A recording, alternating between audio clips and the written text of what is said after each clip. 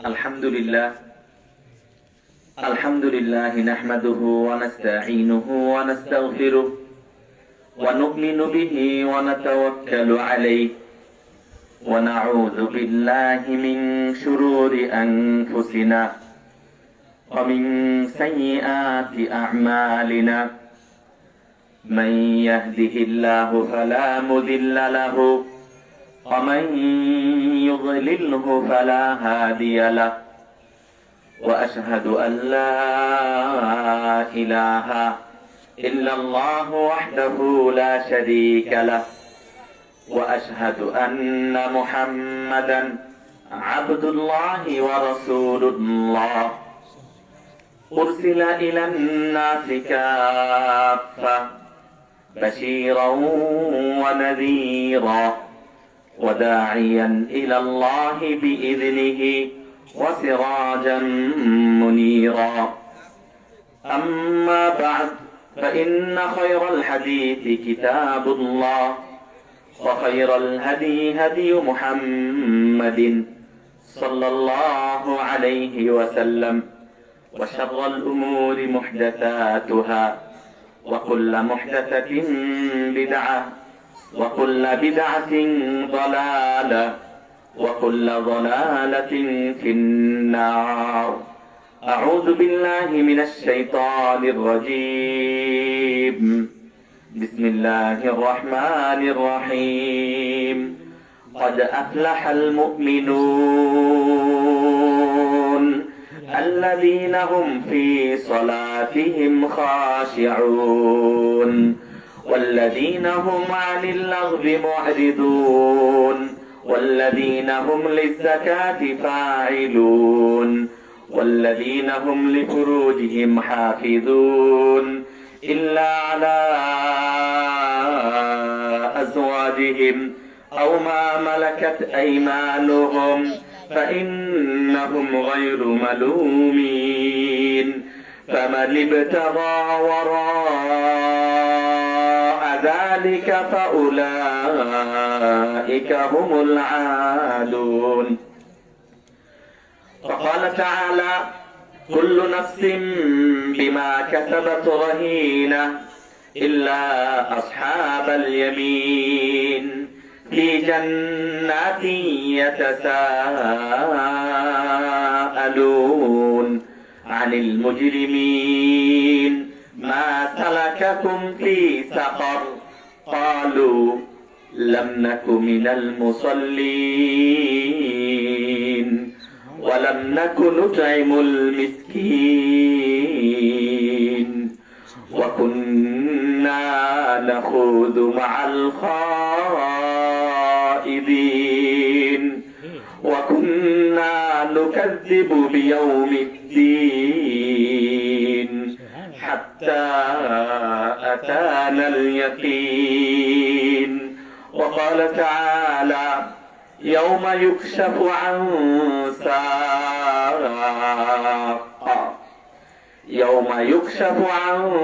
ساق ويدعون إلى السجود فلا يستطيعون خاشعة أبصارهم ترهقهم ذلة خاشعة أبصارهم ترهقهم ذلة وقد كانوا يدعون إلى السجود وهم سالمون প্রশংসা আল্লাহ সুবহানাহু ওয়া তাআলার জন্য যে আল্লাহ সুবহানাহু ওয়া তাআলা আমাদেরকে একটা মজলিসুল জিকির কোরআন ও সুন্নাহর কথা যেখানে হচ্ছে এমন একটা জায়গায় বসার আল্লাহ তৌফিক দান করেছে। এই জন্য আল্লাহর প্রশংসা করে অন্তরের অন্তঃস্থল থেকে সকলে একবার কালিমাতুশ শুকর আদায় করে বলি আলহামদুলিল্লাহ। আলহামদুলিল্লাহ। সালাত ও সালাম বর্ষিত হোক সেই নবীর উপর যে নবী সাল্লাল্লাহু আলাইহি ওয়াসাল্লামের অনুসরণে আমাদের জীবনে ইহকাল এবং পরকাল উভয়কালের মুক্তি, নাজাত, সফলতা রয়েছে সেই নবীর উপর আমরা একবার দরুদ পাঠ করি, বলি আল্লাহুম্মা সাল্লি আলা মুহাম্মদ ওয়া আলা আলি মুহাম্মদ কামা সাল্লাইতা আলা ইব্রাহিম ওয়া আলা আলি ইব্রাহিম ইন্নাকা হামিদুম মাজিদ।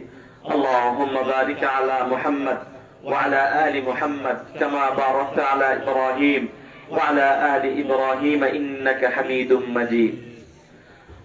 অতঃপর প্রাণপ্রিয় গ্রামবাসী, বয়োজ্যেষ্ঠ মুরব্বিয়ানে কেরাম, বাবার সমতুল্য অত্র গ্রামের মুরব্বিয়ানে কেরাম, সমবয়স্ক বন্ধুবর্গ এবং ছোট স্নেহের অত্র গ্রামের আমার ছোট বন্ধুরা, আজকে আমি কয়েকটা আয়াত তেলাওয়াত করেছি। আয়াতের যে বিষয়টা নিয়ে আলোচনা করব, বিষয়টা হচ্ছে আসসালাহ। আজকে সালাত নিয়ে আয়োজন আলোচনা কেন করব তার আগে বলছি, আমাকে বারবার এই বাড়িতে খেতে বলছে, আমি খেতে যাইনি। কারণ আজকে নুরু মিয়ার বাড়ির মাহফিল, তাই না? জি, আমি যে অঞ্চলে আলোচনা করি ওই অঞ্চলে যদি কেউ নামাজ না পড়ে তার বিয়ে আমি পড়াই না। এটা আমার নীতি। যে নামাজ না পড়ে, আমার মসজিদ আলহামদুলিল্লাহ একতলা ছিল, দুতলা হয়েছে, দুতলা হয় না তিনতলা হয়েছে, তিনতলা মসজিদ। আমি বিয়ে পড়াইতে গেছি, এক মুসল্লি নিয়ে গেছে তার ছেলের বিয়ে পড়াইতে। বিয়ের আগে আমি বলছি নামাজ পড়েন, বলছে মাঝে মাঝে পড়ি, মাঝে মাঝে পড়ি না। তা আমি সালাম দিয়ে উঠে যাচ্ছি, মাদানী সাহেব কই যান? বলে যে নামাজ না পড়ে তার বিয়ে আমি পড়ি না। ঠিক। তো এখন তার বাবা, হুজুর আপনি যায়েন না, বড় মজলিস, মেয়ের বাপ আসছে, ছেলের বাপ আসছে।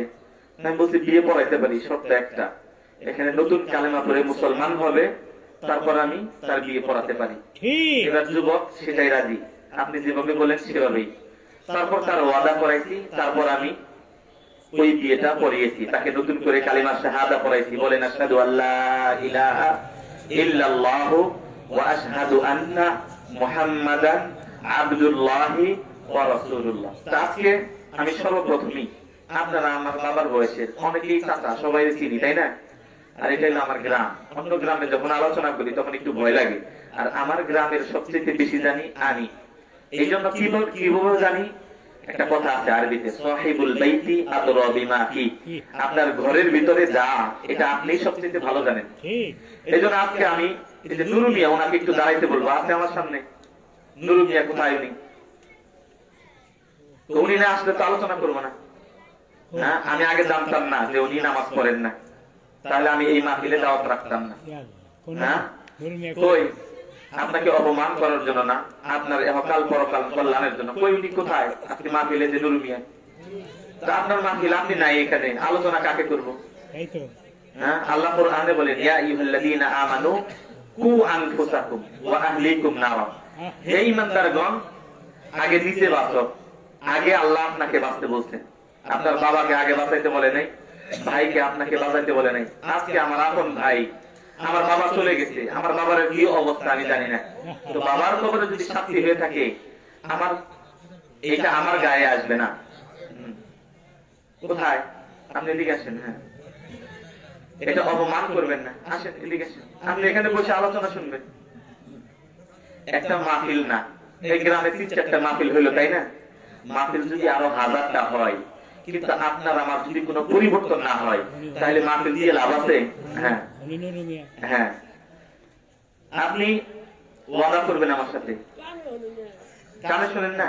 5 ওয়াক্ত নামাজ পড়তে হবে, নামাজ রাজি আছে? 5 ওয়াক্ত নামাজ পড়বে, নামাজ পড়বে।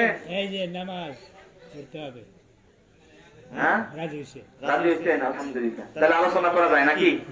আমরা সকলে একবার কালেমা পাঠ করি, বলি আশহাদু আল্লা ইলাহা ইল্লাল্লাহু ওয়া আশহাদু আন্না মুহাম্মাদান আবদুহু ওয়া রাসূলুহু। সবাই বলি আলহামদুলিল্লাহ। আরেকটু আস্তে বলি আলহামদুলিল্লাহ। আলহামদুলিল্লাহ। বাপ একটু কম খাইছেন, তাহলে একটু কথা বলবেন। হ্যাঁ, কারণ গুরুত্বপূর্ণ কিছু কথা বলবো, 1 থেকে 1.5 ঘন্টার বেশি সময় নিব না। কালকে সাথী খুতবা দিতে হবে, আবার বিকেল বেলা দাঁড়িয়ে পড়ে একটা মাহফিল আছে। তো এই জন্য বেশি লম্বা করবো না, এখন বাজে 9:30, 11টার মধ্যে ছেড়ে দিব ইনশাআল্লাহ। এর মধ্যে আমি গুরুত্বপূর্ণ কিছু কথা বলবো। পর্দার অন্তরালে মা বোনেরা আছেন, তাদেরকেও বলবো যে বর্তমানে মাহফিল হয়ে যাচ্ছে মেলার মতো। মেলা এক জিনিস, মাহফিল আর এক জিনিস। মাহফিল এটা হচ্ছে মাজলিসুল যিকির, এখানে হাফাতুল মালাইকা, ফেরেশতারা পরক বিছায়। অনেক রকমের ফেরেশতা আছে। এক ধরনের ফেরেশতা আছে যারা দুনিয়াতে ঘুরে বেড়ায়। একটা দল, আল্লাহর একটা বাহিনী আছে দুনিয়াতে ঘুরে বেড়ায়, যেখানে যিকিরের মজলিস হয়, আল্লাহর স্মরণের মজলিস হয়, কোরআন ও সুন্নাহর আলোচনা হয়, ওই জায়গায় ওই ফেরেশতারা পরক বিছিয়ে দেয়। সুবহানাল্লাহ। হাদিসে হাফাতুল মালাইকা, তাদের পরক বিছিয়ে দেয়। ওয়া যাকারাহুমুল্লাহু ফীমান ইনদা, হ্যাঁ, আল্লাহ রাব্বুল আলামিনের কাছে উল্লেখ করেন, আল্লাহ দুনিয়াতে আজকে ডিউটি ছিল, ঘুরতে ঘুরতে অমুক জায়গায় পেয়েছি একটা মাহফিল, ওখানে এই ধরনের মানুষ একত্রিত হয়েছে। কি জন্য? জান্নাত জাহান্নামের কথা শোনার জন্য। আল্লাহ বলবেন তারা কি চায়? বলে তারা জান্নাত চায়। বলে আর কি চায়? বলে তারা জাহান্নাম থেকে মুক্তি চায়। ফেরেশতারা যখন বলবে তারা কি চায়? বলে জান্নাত চায়। আপনারা জান্নাত চান? আল্লাহ বলেন আমি তাদেরকে জান্নাত দিয়ে দিলাম। সুবহানাল্লাহ। আল্লাহ বলেন তারা জান্নাত চায়, তারা কি জান্নাত দেখছে? বলে না, তারা জান্নাত দেখে নাই। আপনারা জান্নাত দেখছেন? দেখে নাই, তাই যদি জান্নাত চায়, নিয়ামতের কথা শুনে নাই, তাই যদি সেই জান্নাত চায়, তাহলে যখন তারা দেখবে তারা কি করবে? অথচ জান্নাতের বর্ণনায় আল্লাহ নবী সাল্লাল্লাহু আলাইহি ওয়াসাল্লাম বলেছেন, মালা আইনুন রাআত ওয়ালা উযুন সামিআত ওয়ালা খাতারা আলা কলবি বাশার। জান্নাতের নিয়ামত এত বেশি। জান্নাতে কি নিয়ামত আছে? আল্লাহ নবী সাল্লাল্লাহু আলাইহি ওয়াসাল্লাম বলেছেন, মালা আইনুন রাআত, কোন চক্ষু তা দেখে নাই। মানে দুনিয়ার কোন চক্ষু জান্নাতে কি আছে এটা দেখে নাই। ওয়ালা আইনুন ওয়ালা উযুন সামিআত, কোন কান এর সঠিক বর্ণনা পায় নাই। সুবহানাল্লাহ। ওয়ালা খাতারা আলা কলবি বাশার, কোন অন্তর চিন্তা করতে পারে না জান্নাতে কি নিয়ামত আছে। সুবহানাল্লাহ। আচ্ছা, এটার অর্থটা একটু বুঝাই, যে কোন অন্তর চিন্তা করতে পারে না জান্নাতে কি নিয়ামত আছে। মানে আল্লাহ রাব্বুল আলামিন জান্নাতে এমন নিয়ামত সমূহ, এমন ভোগ বিলাসের বিষয় দিয়ে রাখতেন আপনার কল্পনার বাইরে। কল্পনার বাইরে আবার কি হয়? কল্পনা করার জন্য আল্লাহ আপনাকে নেতা দিতে, তাই না? কল্পনা আপনি কি করতে পারেন? ধরেন কল্পনা আমি করতে পারি যে আমেরিকা চলে যাব, এমন একটা প্লেন হবে, নিজের একটা ফাইটার বিমান, ধরেন এখান থেকে ছাড়বো, 5 মিনিটের মধ্যে আমেরিকা চলে যাব, মন চাবে। তারপরে মক্কা চলে যাব, মন চাবে। এটা আমার কল্পনা, হতে পারে না? হতে পারে না? চেয়ারে বসছি, ধরেন আমার এক কল্পনা হতে পারে যে চেয়ারের মধ্যে এমন বিজ্ঞান 2টা পাখা লাগিয়ে দিবে যে চেয়ারে বসে আছি, আমি সোজা উপরে উঠে কালকে সাথে চলে যাবো, হ্যাঁ, যে খুঁজতে দিব। আবার ওখান থেকে আমাকে উড়িয়ে নিয়ে দাইরাপুর নিয়ে যাবে, আমি আলোচনা করবো ওখানে, আবার উড়িয়ে আমাকে লক্ষ্মীপুর নিয়ে যাবে। আমার কষ্ট নেই। এই কল্পনা করতে পারি না? পারি না? আল্লাহ বলছেন কল্পনার বাইরে। কল্পনার বাইরে মানে আপনি যতদূর নিয়ামতের চিন্তা করেন না কেন, এই চিন্তার শক্তি আপনার ভিতরে নাই। সুবহানাল্লাহ। এই জান্নাত চায় তারা, হ্যাঁ, আল্লাহ তাদেরকে জান্নাত দিলাম। আর কি চায়? বলে জাহান্নাম থেকে মুক্তি চায়। আপনারা কি চান? তাহলে এক ধরনের ফেরেশতা আছে ঘুরে বেড়ায়, এখানে পরক বিছিয়ে রাখছে। সুবহানাল্লাহ। বলে জাহান্নাম থেকে মুক্তি চায়, আমি তাদেরকে মুক্ত করে দিলাম। সুবহানাল্লাহ। আয় আল্লাহ, মাহফিলের শুরু লগ্নে আল্লাহ আমরা জান্নাত চাচ্ছি, তুমি আমাদের জান্নাত অবধারিত করে দাও। আল্লাহ কবুল করুন। সকলে বলুন আমিন। আয় আল্লাহ, মাহফিলের শুরুতে আমরা জাহান্নাম থেকে মুক্তি চাচ্ছি, আল্লাহ তুমি আমাদেরকে জাহান্নাম থেকে মুক্ত করো। বলুন আমিন। আল্লাহ নবী সাল্লাল্লাহু আলাইহি ওয়াসাল্লামের হাদিস, কোন ব্যক্তি মানে তাআদা মিনান নারি 3 মাররাত, হাদিসটা সহিহ, কোন ব্যক্তি যদি 3 বার জাহান্নাম থেকে মুক্তি চায়, স্বয়ং জাহান্নাম বলে আল্লাহ আমাকে ওই ব্যক্তির জন্য হারাম করে দাও। সুবহানাল্লাহ। তাই 3 বার কি জাহান্নাম থেকে আমরা মুক্তি পেতে পারি না? আমরা সকলে চিন্তা করি, আল্লাহুম্মা ইন্না নাউযু বিকা মিনান নার। আবার বলি, আল্লাহুম্মা ইন্না নাউযু বিকা মিনান নার। আল্লাহুম্মা ইন্না নাউযু বিকা মিনান নার।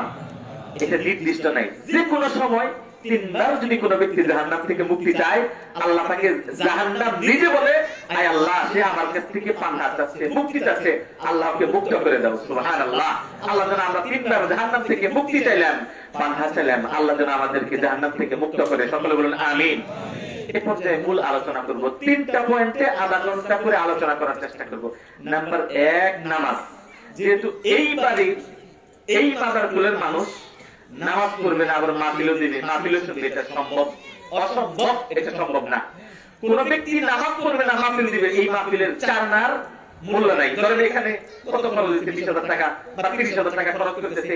30,000 টাকা খরচ করে যদি মাহফিল দেয় প্রতি বছর, কিন্তু নামাজ পড়ে না, 30 পয়সার নেকি সে পাবে না, তার মৃত্যু হবে কাফের হয়ে, তার মৃত্যু হবে কাফের হয়ে। এই জন্য সর্বপ্রথম আধা ঘন্টা নামাজের গুরুত্বের ব্যাপারে কয়েকটা কথা বলবো।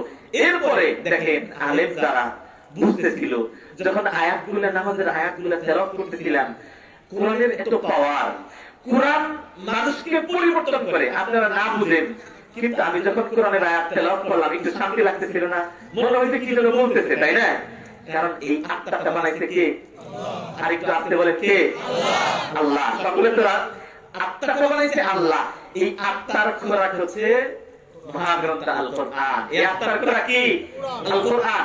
আপনি না বুঝলেও কোরআন যখন সুন্দর করে পড়া হবে, কোরআনের ভঙ্গিমায় যেখানে থামতে বলছে ওখানে যদি থামেন, মনে হবে যেন আপনি বুঝতে পারছেন, মানে অন্য ভঙ্গিমা দেখে যেন আপনি বুঝতে পারতেছেন।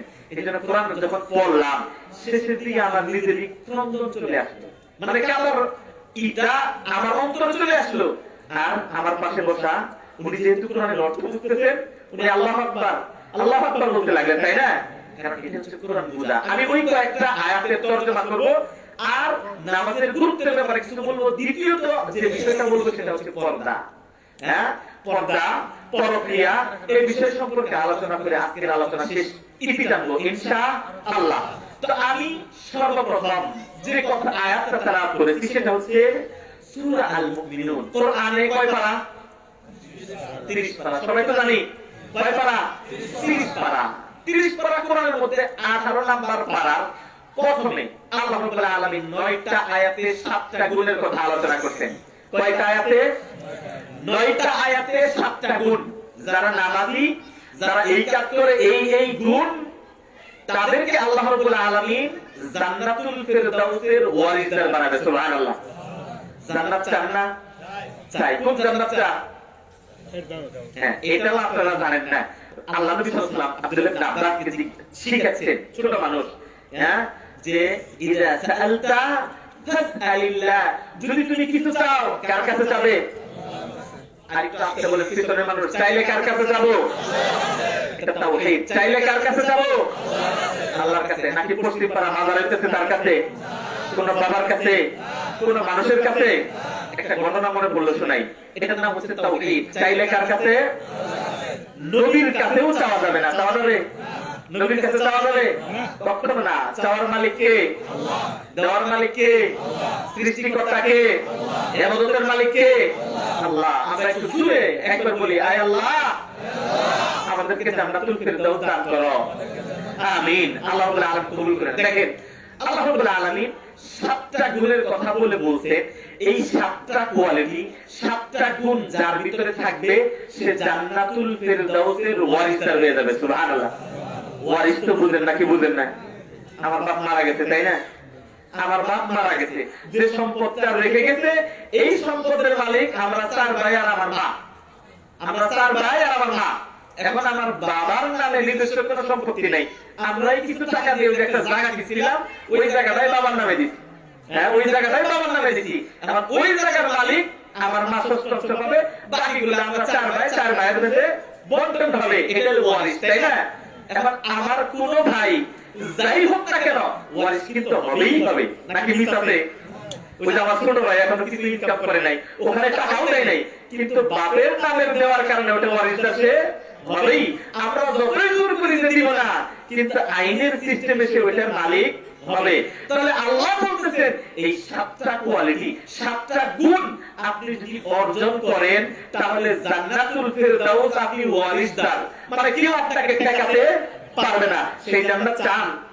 এইজন্য আল্লাহ নবী সাল্লাল্লাহু আলাইহি ওয়াসাল্লাম বলেন ইযা সাআলতাল জান্নাতা ফাসআলিল ফিরদাউসা, যদি জান্নাত চাও তাহলে ফিরদাউস চাও। আল্লাহুম্মা ইন্না নাসআলুকাল জান্নাতাল ফিরদাউসাল আ'লা। সকলে বলেন আমিন। আমিন। আয়াতের প্রথমে আল্লাহ বলেন قد أفلح المؤمنون, মুমিনগণ সফল কাম হয়ে গেছে। সুবহানাল্লাহ। কি বললো? قد أفلح। একজন আলেম আছে, একটু গ্রামার বলি। قد أفلح, قد একটা আরবি শব্দ, এর শুরুতে আফলাহা মাদি, আফলাহা ইউফলিহু মাদির সিগা। অতীতকালীন শব্দের শুরুতে আরবি অতীতকালীন শব্দের শুরুতে যদি কাদ নিয়ে আসে, এটার অর্থ হয়ে যায় আবশ্যক।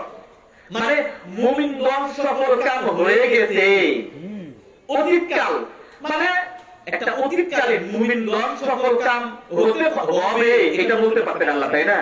যে মুমিনগণ সফল কাম হবে, এই 7টা গুণ অর্জন করলে আল্লাহ এটা বলতে পারতেন, কিন্তু তা না। যেহেতু বিষয়টা মানে অবশ্যই অত্যাবশ্যক, এই জন্য আল্লাহ দৃঢ়তা বোঝানোর জন্য বলছেন কাদ আফলাহা, সফল কাম হয়ে গেছে। এরপর বলছেন কি কি কাজ করলে সফল কাম হবে? বলছেন আফলাহাল মুমিনুন, মুমিনগণ সফল কাম হয়ে গেছে। নাকি কাফেররা সফল কাম হয়েছে? হ্যাঁ, মুমিনগণ। বলে নাই যে মুসলিমরা সফল কাম হয়ে গেছে, বলে নাই ধনী মানুষ সফল কাম হয়ে গেছে, বলে যায় যার 10 তলা বাড়ি আছে সে সফল কাম। কে সফল কাম? মুমিনগণ। একটু কথা বলবেন, সফল কাম কে? কে বলেছেন? না আমি বললাম, আল্লাহ বলেছেন মুমিনগণ সফল কাম। মুমিন কারা? 3টা জিনিসের নাম ঈমান। কয়টা জিনিসের নাম? 3টা জিনিসের নাম ঈমান। একটা হচ্ছে আল কওল ওয়া আমাল ওয়া ইতিকাদ, কথা, কাজ এবং বিশ্বাস। আমার সাথে বলেন কয়টা জিনিসের নাম ঈমান? 1 নাম্বার কি? কথা, 2 নাম্বার কাজ, 3 নাম্বার বিশ্বাস। বা আমরা উল্টা করে বলতে পারি বিশ্বাস, কথা, কাজ। যেভাবেই বলি না কেন, এই 3টা জিনিসের সমন্বয় ঈমান। 3টা জিনিসের উপর যে ব্যক্তি ঈমান আনবে সে মুমিন, আর ওই মুমিন সফল কাম হয়ে গেছে। সুবহানাল্লাহ। কথা কি, বিশ্বাস কি, কাজ কি, এই 3টা যদি জানেন, এই 3টা গুণ যদি অর্জন করেন তাহলে আপনি মুমিন। আর আপনি যদি মুমিন হন তাহলে আপনি সফল কাম। আর আল্লাহ যেখানে সফল কাম বলেছেন সেখানে কি আব্দুল চিন্তার কোনো বিষয় আছে? না। 1 নাম্বার ইতিকাদ, বিশ্বাস। কি বিশ্বাস? এক আল্লাহর প্রতি বিশ্বাস। আল্লাহর সাথে অন্য কেউ অংশীদারিত্ব নাই। সন্তান দেওয়ার মালিক আল্লাহ, রিজিক দেওয়ার মালিক আল্লাহ, সুস্থ দেওয়ার মালিক আল্লাহ। আমার জান কবজ যে করেন, এই জান আমার হায়াত শেষ করার মালিক কে? আল্লাহ। এই সব কিছুতে ওয়াহদানিয়ত, যেটা একটু আগেই একটা মেয়ে একটা সূরা তেলাওয়াত করলো, কুল হুয়াল্লাহু আহাদ। সবাই এই সূরাটা পারেন না? কুল হুয়াল্লাহু আহাদ, আল্লাহুস সামাদ, লাম ইয়ালিদ ওয়া লাম ইউলাদ ওয়া লাম ইয়াকুল লাহু কুফুয়ান আহাদ। এটা হলো আল্লাহর পরিচয়। আল্লাহর পরিচয়। কাফেররা জিজ্ঞেস করলো, তুমি তো এক আল্লাহর দাওয়াত দাও, হ্যাঁ? উনসুব রাব্বাকা ইয়া মুহাম্মদ, তোমার রবের কিছু কোয়ালিটি বর্ণনা করো। তুমি যে এক আল্লাহর দাওয়াত দাও, আল্লাহকে তার পরিচয় বর্ণনা করো। আল্লাহ আয়াত নাযিল করে দিলেন তার পরিচয় দিয়ে, হে নবী আপনি বলে দিন কি আল্লাহ এক, কুল হুয়াল্লাহু আহাদ, আল্লাহ এক, আল্লাহুস সামাদ। আল্লাহ কি অমুখাপেক্ষী নাকি আল্লাহ মুখাপেক্ষী? আপনার ইবাদতের মুখাপেক্ষী কি আল্লাহ? গোটা দুনিয়ার মানুষ, সমস্ত মানুষ যদি আল্লাহর ইবাদত বন্দেগী করে, আবার বুঝেন সমস্ত মানুষ দুনিয়াতে 750 কোটি 700 কোটি বা 750 কোটি মানুষ, তাই না? এর মধ্যে মুসলমান আছে 150 বা 200 কোটি, আর সব কাফের। আল্লাহ বলেন সমস্ত মানুষ যদি আল্লাহর ইবাদত করে, সকলকে যদি আল্লাহ জান্নাত দান করেন, আল্লাহর কোনো উপকার হবে? হ্যাঁ? সমস্ত মানুষ যদি মিটিং মিছিল শুরু করে দেয় যে আল্লাহ তোমার ইবাদত বন্দেগী করব না, আমরা কষ্ট করে রিজিক খাই, কষ্ট করি তোমরা বসে বসে খাও না, হ্যাঁ? কষ্ট তো আমরাই করি, তাই না? সুতরাং আল্লাহর সাথে যদি মিটিং মিছিল করে দেয় তোমার ইবাদত আর করব না, আল্লাহর সামান্য ক্ষতি হবে? তাই না? এই জন্য আল্লাহ বলেছেন আল্লাহুস সামাদ, আল্লাহ অমুখাপেক্ষী। আপনি যদি নামাজ না পড়ে যদি মৃত্যুবরণ করেন, আল্লাহর কোনো ক্ষতি আছে? আল্লাহর কোনো লাভ আছে? আল্লাহ অমুখাপেক্ষী। হ্যাঁ, এই জন্য আল্লাহর ইবাদতের প্রয়োজন নাই। আল্লাহ আপনি হচ্ছেন মুখাপেক্ষী আল্লাহ, আমরা হচ্ছি আল্লাহর মুখাপেক্ষী, আল্লাহ আমাদের মুখাপেক্ষী না। এই জন্য বললেন 1 নাম্বার বিশ্বাস যেটা করতে হবে, ঈমানের কয়টা গুণ? 3টা। 1 নাম্বার বিশ্বাস। কি বিশ্বাস? এক আল্লাহর প্রতি বিশ্বাস। 2 নাম্বার কি? কথা। হ্যাঁ, একটা একটা কাজ আর একটা কথা, মানে অন্তরে বিশ্বাস করলেই হবে না, মুখে এটা উচ্চারণ করতে হবে, মানে বলতে হবে আশহাদু আল্লা ইলাহা ইল্লাল্লাহ ওয়া আশহাদু আন্না মুহাম্মাদার রাসূলুল্লাহ, যে আমি সাক্ষ্য দিচ্ছি যে আল্লাহ ছাড়া সত্য কোনো মাবুদ নেই। এটা সাক্ষ্য দেন সবাই, এটা দ্বিতীয়। এবং এই সাক্ষ্য দেওয়া যে মুহাম্মদ সাল্লাল্লাহু আলাইহি ওয়াসাল্লাম শেষ নবী, তিনি রাসূল এবং শেষ নবী, তারপরে আর কোন রাসূল আসবে না, এটা সাক্ষ্য দেওয়া, এটা মুখে উচ্চারণ করে বলা। তো আমরা সকলে একবার বলি আশহাদু আল্লা ইলাহা ইল্লাল্লাহু ওয়া আশহাদু আন্না মুহাম্মাদান আবদুহু ওয়া রাসূলুহু। দুইটা কথা গেল, একটা অন্তরে বিশ্বাস আর দ্বিতীয়ত মুখে উচ্চারণ। 3 নম্বর যে কাজ সেটা হচ্ছে আমাল। সেটা কি? কাজ করা। কি কাজ করবে? হ্যাঁ, কি কাজ করবেন আপনি? 5 ওয়াক্ত সালাত। এই হলো সাহাবীর একটা কথা। আল্লাহ নবী সাল্লাল্লাহু আলাইহি ওয়াসাল্লামের কাছে এসে বললেন, ইয়া রাসূলুল্লাহ দুল্লানি আলা আমালিন ইযা আমিলতুহু। হ্যাঁ, আল্লাহ নবী, হে আল্লাহ রাসূল, আপনি একটা কাজের কথা বলে দেন, এমন একটা কথা বলুন, এমন একটা কাজের দিক নির্দেশনা দিন। এটা আমরা এখন সবাই চাই, সবাই চাই। বয়স হয়ে গেছে, মরে যাব, আল্লাহর কাছে গেলেই কয় আমি এখন কি করব, আমি এখন কি করব, কোন দোয়া করব, কি করলে আমার মরণটা ভালো হবে, তাই বলে না? যাদের বয়স হয়ে গেছে, যাদের মরণ চিন্তা করছে, তারা এটাই চায়। আল্লাহ নবীর কাছে এসে বললেন, দুল্লানি আলা আমালিন ইযা আমিলতুহু ইউদখিলুনি আল জান্নাতা। আমাকে এমন একটা আমলের কথা বলেন যে আমলটা করলে আমি জান্নাতে যেতে পারবো। সুবহানাল্লাহ। সেই আমলটা কি জানেন? সেই আমলটা কি জানেন? জানতে চান না? সেই আমলটা হচ্ছে আশহাদু আল্লা ইলাহা ইল্লাল্লাহ ওয়া আশহাদু আন্না মুহাম্মাদার রাসূলুল্লাহ। আল্লাহ রাসূল বললেন, তুমি এই সাক্ষ্য দাও, এরপরে ইকামাতিস সালাহ, নামাজ প্রতিষ্ঠা করো।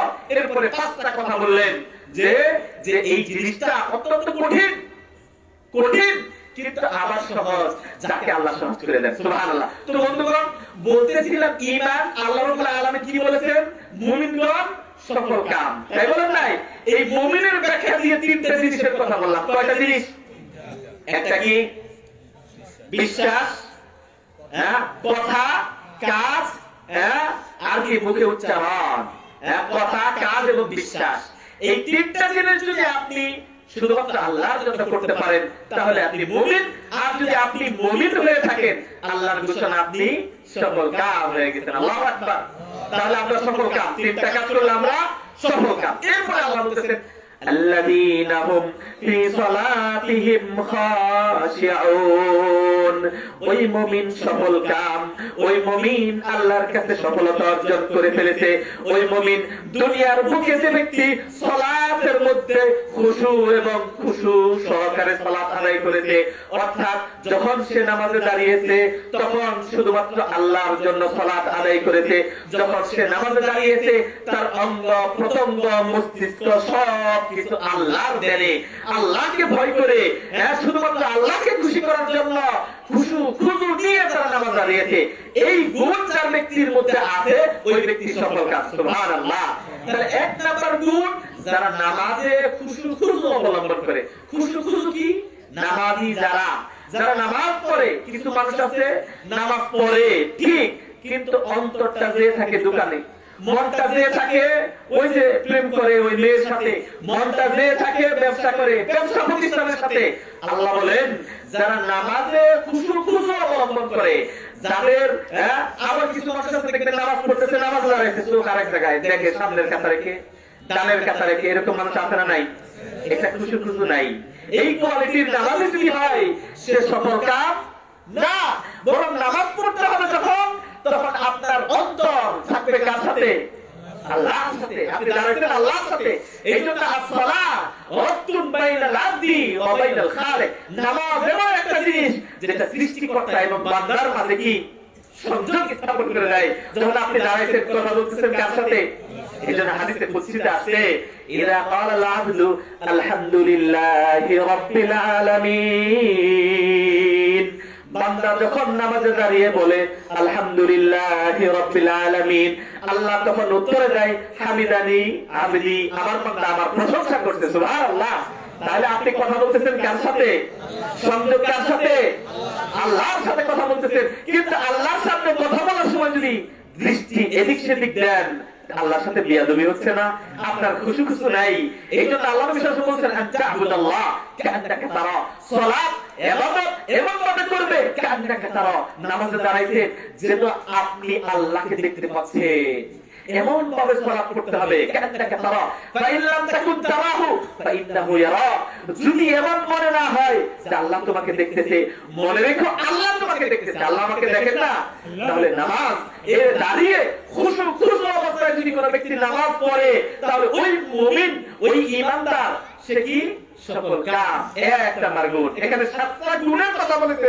এক নাম্বার গুণ যারা আল্লাহর ভয়ে লোক দেখানোর জন্য না। সমাজে কিছু মুসল্লি আছে লোক দেখানো নামাজ পড়ে, বয়স হয়ে গেছে, এখন যদি দাড়ি না রাখি কি বলবে, ছেলে পেলে হয়ে গেছে, বিয়ে করা কি নাতিপুতি হয়ে গেছে, এখনো দাড়ি রাখি না, এরকম মানুষ আছে না নাই? এই দাড়ি যারা রাখছেন কার জন্য রাখতে হবে? আল্লাহকে খুশি করার জন্য। কোন সমাজকে, কোন মানুষকে, সন্তানকে, নাতিপুতিকে ভয় করে না। নাতিপুতি আপনার সামান্য উপকারে আসবে না, সামান্যতম উপকারে আসবে না। আজকে আমার বাবা মৃত্যুবরণ করেছে, আল্লাহর কসম করে বলি, উনি যে আমল করে গেছেন, এই আমল তার সাথে গেছে নাকি ঘরবাড়ি তার সাথে গেছে? হযরত জেঠা মারা গেছে, আল্লাহ তাকে জান্নাত দান করুন। হযরত জেঠা, আমরা যখন ওই পাড়া থেকে এই পাড়া আসি, আমাদের এই পিছনের বাথরুম আব্বা যে ঘরটা করছে, ওই ঘরটা তিনি করে দিয়ে গেছেন, আল্লাহ তাকে জান্নাত দান করুন। আমাদের একজন আলেম ছিল আমাদের মতো, আমি একদিন থাকবো না ভাই, আমি একদিন থাকবো না, আজকে কথা বলতেছি আমি একদিন থাকবো না। আমাদের একজন আলেম ছিল, ওই যে আব্দুল আউয়াল সাহেবের ভাই, তাই না?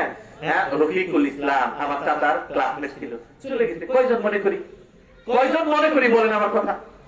আজকে আমার বাপ মারা গেছে কয়েকদিন হলো, মনে করতেছি, একটা পর্যায়ে কিন্তু আর মনে থাকবে না ভাই। এটাই দুনিয়া, এটাই দুনিয়া, কেউ কাউকে মনে করবে না। আপনি মনে করতেছেন ঘর বাড়ি এটা সেটা করে দিয়ে যাবেন, আপনাদের অনেক মানুষ মনে করে রাখবে না। আল্লাহ আয়াত শুনেন, আল্লাহ বলেন হাল আতালাল ইনসানি হিনুম মিনাদ দাহরি লাম ইয়াকুন শাইআম মাযকুরা। মানুষের মাঝে এমন একটা সময় অতিবাহিত হয়ে গেছে যখন সে উল্লেখ করার মতো কিছুই ছিল না। আপনার বয়স কত? 40। আমার বয়স কত? 1988 বা 87 সালে আমার জন্ম। আমার 87 সালের আগে আমি কোথায় ছিলাম? অস্তিত্ব ছিল আমার? অস্তিত্ব ছিল না। 87 সালের আগে আমার অস্তিত্ব ছিল না। আজকে বয়স 32-33, তাই না? আজকে আমার মতো যারা আছে এই সমাজে, যাদের সাথে আমি ক্রিকেট খেলছি, যাদের সাথে আমার চলাফেরা, তাদের বয়স অনুরূপ। আজকে কয় বছর বাঁচবো? 50 বছর, 60 বছর, 70 বছর, 100 বছর। 100 বছর যদি বাঁচি তাহলে 2087 সালে আমার বয়স হবে 100 বছর। এরপরে যদি মারা যায় 1987 সালে আমার জন্ম, 2087 সালের পরে আমার অস্তিত্ব থাকবে? আল্লাহ বলেন উল্লেখ করার মতো কিছুই ছিল না। আবার তুমি ওইরকম হয়ে যাবে, উল্লেখ করার মতো কিছুই থাকবে না। তাহলে আমরা কি জিরো? আমরা কি কিছুই ছিলাম না, আবার কিছুই থাকবো না। কথাটা বুঝেন নাই? আমার বয়সের আগে, জন্মের আগে আমি কিছু ছিলাম?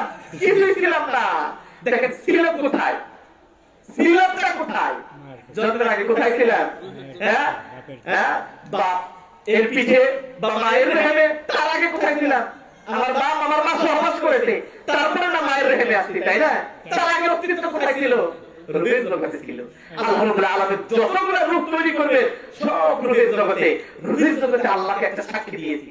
সেই সাক্ষীটা আল্লাহ রাব্বুল আলামিন রূপের জগতে ডান দিকে বাম দিকে যত মানুষকে কিয়ামত পর্যন্ত সৃষ্টি করবেন সকলকে এইভাবে একত্রিত করেছেন।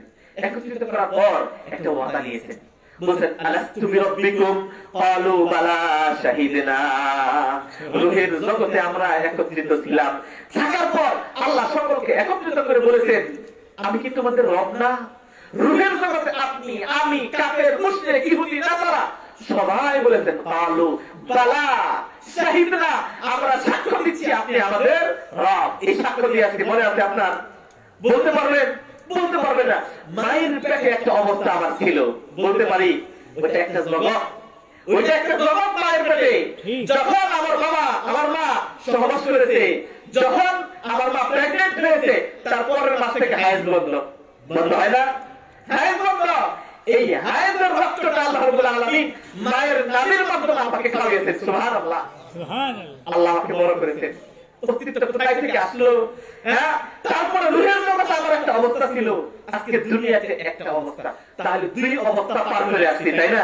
ঠিক। কয় অবস্থা পার করছি? জি অবশ্যই। এই জন্য আল্লাহ কোরআন বলছেন, রব্বানা আমাত্তানা ইসনাতাইনি ওয়া আহইয়াইতানা ইসনাতাইনি। আয় আল্লাহ, আপনি তো আমাকে দুইবার জীবন দিয়েছেন। কয়বার জীবন? কি দুইবার না একবার? দুইবার না একবার? একবার না, জীবন একবার। তো আল্লাহ বলতেছেন কোরআনে যে আপনি, আমি বলতেছি রব্বানা আমাত্তানা ইসনাতাইনি, আল্লাহ তুমি আমাকে দুইবার মরণ দিয়েছো, ওয়া আহইয়াইতানা ইসনাতাইনি, দুইবার আমাকে জীবন দিয়েছো, ওয়া আতারাফনা বিযুনুবিনা, সুতরাং আমার পাপের বোঝা, আমি অন্যায় করেছি এটা আমি স্বীকার করেছি, সুতরাং আল্লাহ আপনি আমাকে ক্ষমা করেন। তাহলে জীবন কয়বার? আপনি তো বলেন একবার। জীবন কয়বার পাইছেন? আর রুহের জগতে ছিলেন, মায়ের পেটে ছিলেন, তখন সবই বুঝতেন, সবই বুঝতেন। হ্যাঁ, আমার দুইটা সন্তান মায়ের পেটে ছিল, ধরেন মায়ের পেটে কিন্তু ওরাও একটু কেউ একজন আরেকজনের সাথে ঝগড়া করছে, হ্যাঁ, জায়গাও একটু বেশি হয়েছে, একটু কম হয়েছে, এটা হয় নাই। মদিনা ইউনিভার্সিটিতে যখন সর্বপ্রথম প্রেগনেন্ট ধরা পড়ে, তো দেখি এই যে কি এটা দিয়ে দেখার পরে বলতেছে যে এই অবস্থা দুইটা। তো যখন পেটে সন্তান আসে, তো স্বামী স্ত্রী একসাথে বসে দেখি যে দুইজন কি করে, জায়গা অল্প হওয়ার কারণে ঝগড়া হয় ওখানেও, তখন একটা জগৎ। হ্যাঁ, আবার ভিডিওর মধ্যে দেখি যে একজন আরেকজন ফিট ফিট করে তাকায় মাঝে মাঝে, মানে চোখ ফুটে গেছে। হ্যাঁ, চোখ ফুটে গেছে, ওটা একটা জগৎ। তো একজন আরেকজনের রুহের জগতে মায়ের পেটে যখন ছিলেন, তখন ওরা একজন কয় আরেকজন রে, ভাই আমরা একটা জগতে বের হবো। বলে কেমন জগৎ? বলে মায়ের পেটে যেখানে আসি না এমন একটা জায়গায় বের হবো, বের হওয়ার মধ্যে অনেক গাড়ি আছে, ওখানে বাড়ি আছে, দৌড়িয়ে চলবো, ক্রিকেট খেলবো। বলে ধুর, তুই এটা কি কথা বলিস, এরকম কি আমার জগৎ আছে? তো মায়ের পেটে আপনি যখন ওইটা খাইছেন, তখন আপনার জগৎ ছিল। সকালবেলা মা যখন হাসছে চলছে, তখন আপনি বলছেন আর এই জগৎ থেকে কি বের হওয়া যাবে না, জগৎটাই মায়ের পেট, ওইটা আপনার একটা জগৎ ছিল, তাই না? আপনার ছিল না, কিন্তু আপনি পরিকল্পনা মেধাটা অতটুকু ছিল, আপনি মায়ের জগৎ থেকে বের হওয়ার চেষ্টা করতেন। এরপরে আপনার বিশ্বাস হয় নাই যে এই জগৎ থেকে কি আর বের হওয়া যায়, এই বিশ্বাসটা ছিল না। কিন্তু দুনিয়াতে আসার পর এখন মনে যদি আপনি কল্পনা করেন যে আপনি আপনার মায়ের পেটে ছিলেন, কোন অবস্থা মনে পড়ে? মনে পড়ে? কিছুই মনে পড়ে না। মনে হয় না আমি ওই জগতে ছিলাম, মনে হয়? কখনো মনে হয় না।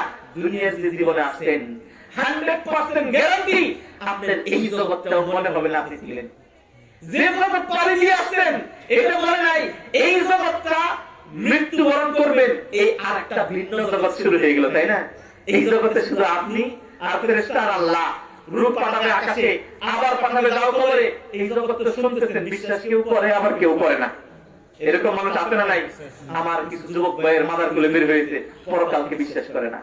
হ্যাঁ, এরকম কিছু মানুষ বের হয়েছে, ফেসবুকে এমন স্ট্যাটাস দেয় সে যে মুসলিমের ঘরের সন্তান, এটা বোঝা যায় না, বোঝা যায় না। এটা নাস্তিকবাদ। এর মূল কারণ হচ্ছে ইসলামী শিক্ষা তার মধ্যে নাই। যাই হোক বন্ধুগণ, আমি মূল আলোচনায় আসছি, ভিন্ন দিকে যাচ্ছি। তো আমরা যে জগতে আসি, একটা ভিন্ন জগতে যাব, তখন মনে হবে আরে কোন জগতে ছিলাম, হ্যাঁ, মনেই হবে না। এই জন্য আমরা ছিলাম না, আসি, আবার থাকবো না।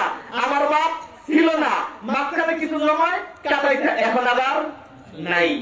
আর জীবনে কখনো আসলে এই দুনিয়াতে না, হাসরের দিন, এটা তো আপনি অস্বীকারই করেন, এটা তো আপনি মানেনই না। হ্যাঁ, এই জন্য দেখেন আল্লাহ রাব্বুল আলামিন বলেছেন ওই ব্যক্তিরা সফল কাম যারা নামাজে কি করে, খুশি খুশি অবলম্বন করে, আল্লাহর ভয়ে নামাজ পড়ে। এখানে কয়েকটা গুণ বর্ণনা করার পর বলতেছেন আল্লাযীনা ওয়াল্লাযীনা হুম, এখানে কয়েকটা গুণ, যারা অনর্থক কথাবার্তা থেকে বিরত থাকে। দ্বিতীয় নাম্বার গুণ, তিন নাম্বার গুণ, যারা যাকাত সুন্দরভাবে পরিধান করে, যাকাত তারা কি করে, প্রদান করে। চার নাম্বার গুণ আল্লাযীনা হুম লিফুরুজিহিম হাফিজুন, এই গুণটার দিকে আমি যাই। যাদেরকে জান্নাতুল ওয়ারিসার বানিয়েছেন, তার মধ্যে 4 নাম্বার গুণ হচ্ছে যারা লজ্জা স্থানের হেফাজত করে। কিসের হেফাজত করে? একটু জোরে বলেন, কিসের হেফাজত করে? আল্লাহ নবী সাল্লাল্লাহু আলাইহি ওয়াসাল্লাম বলেন, হ্যাঁ, দুইটা জিনিসের জিম্মাদারি দিলে তাকে আমি জান্নাতের জিম্মাদারি আমার নিজ হাতে নিব। সুবহানাল্লাহ। আল্লাহ নবী সাল্লাল্লাহু আলাইহি ওয়াসাল্লাম বললেন, হ্যাঁ, যে একটা হচ্ছে মুখ আর একটা হচ্ছে লজ্জা স্থান। আল্লাহ রাব্বুল আলামিন বলেন ওই মুমিন সফল কাম যারা নিজের লজ্জা স্থানের হেফাজত করে। এক্ষেত্রে আমি এই গুণটা এই জন্যই বর্ণনা করলাম, যুবক ভাই আজকে আপনার যৌবন আছে, যুবক বন্ধু, যুবক বোনেরা, হ্যাঁ যুবক ভাতৃরা, যুবক যুবতী, প্রাণপ্রিয় এই গ্রামের আমাদের যুবক ভাই ও বন্ধুদেরকে বলবো, এই যৌবন থাকবে না ভাই। এই যৌবন সর্বোচ্চ 30 বছর, 30 বছর পর যৌবন ভাটা পড়বে, এই যৌবন থাকবে না।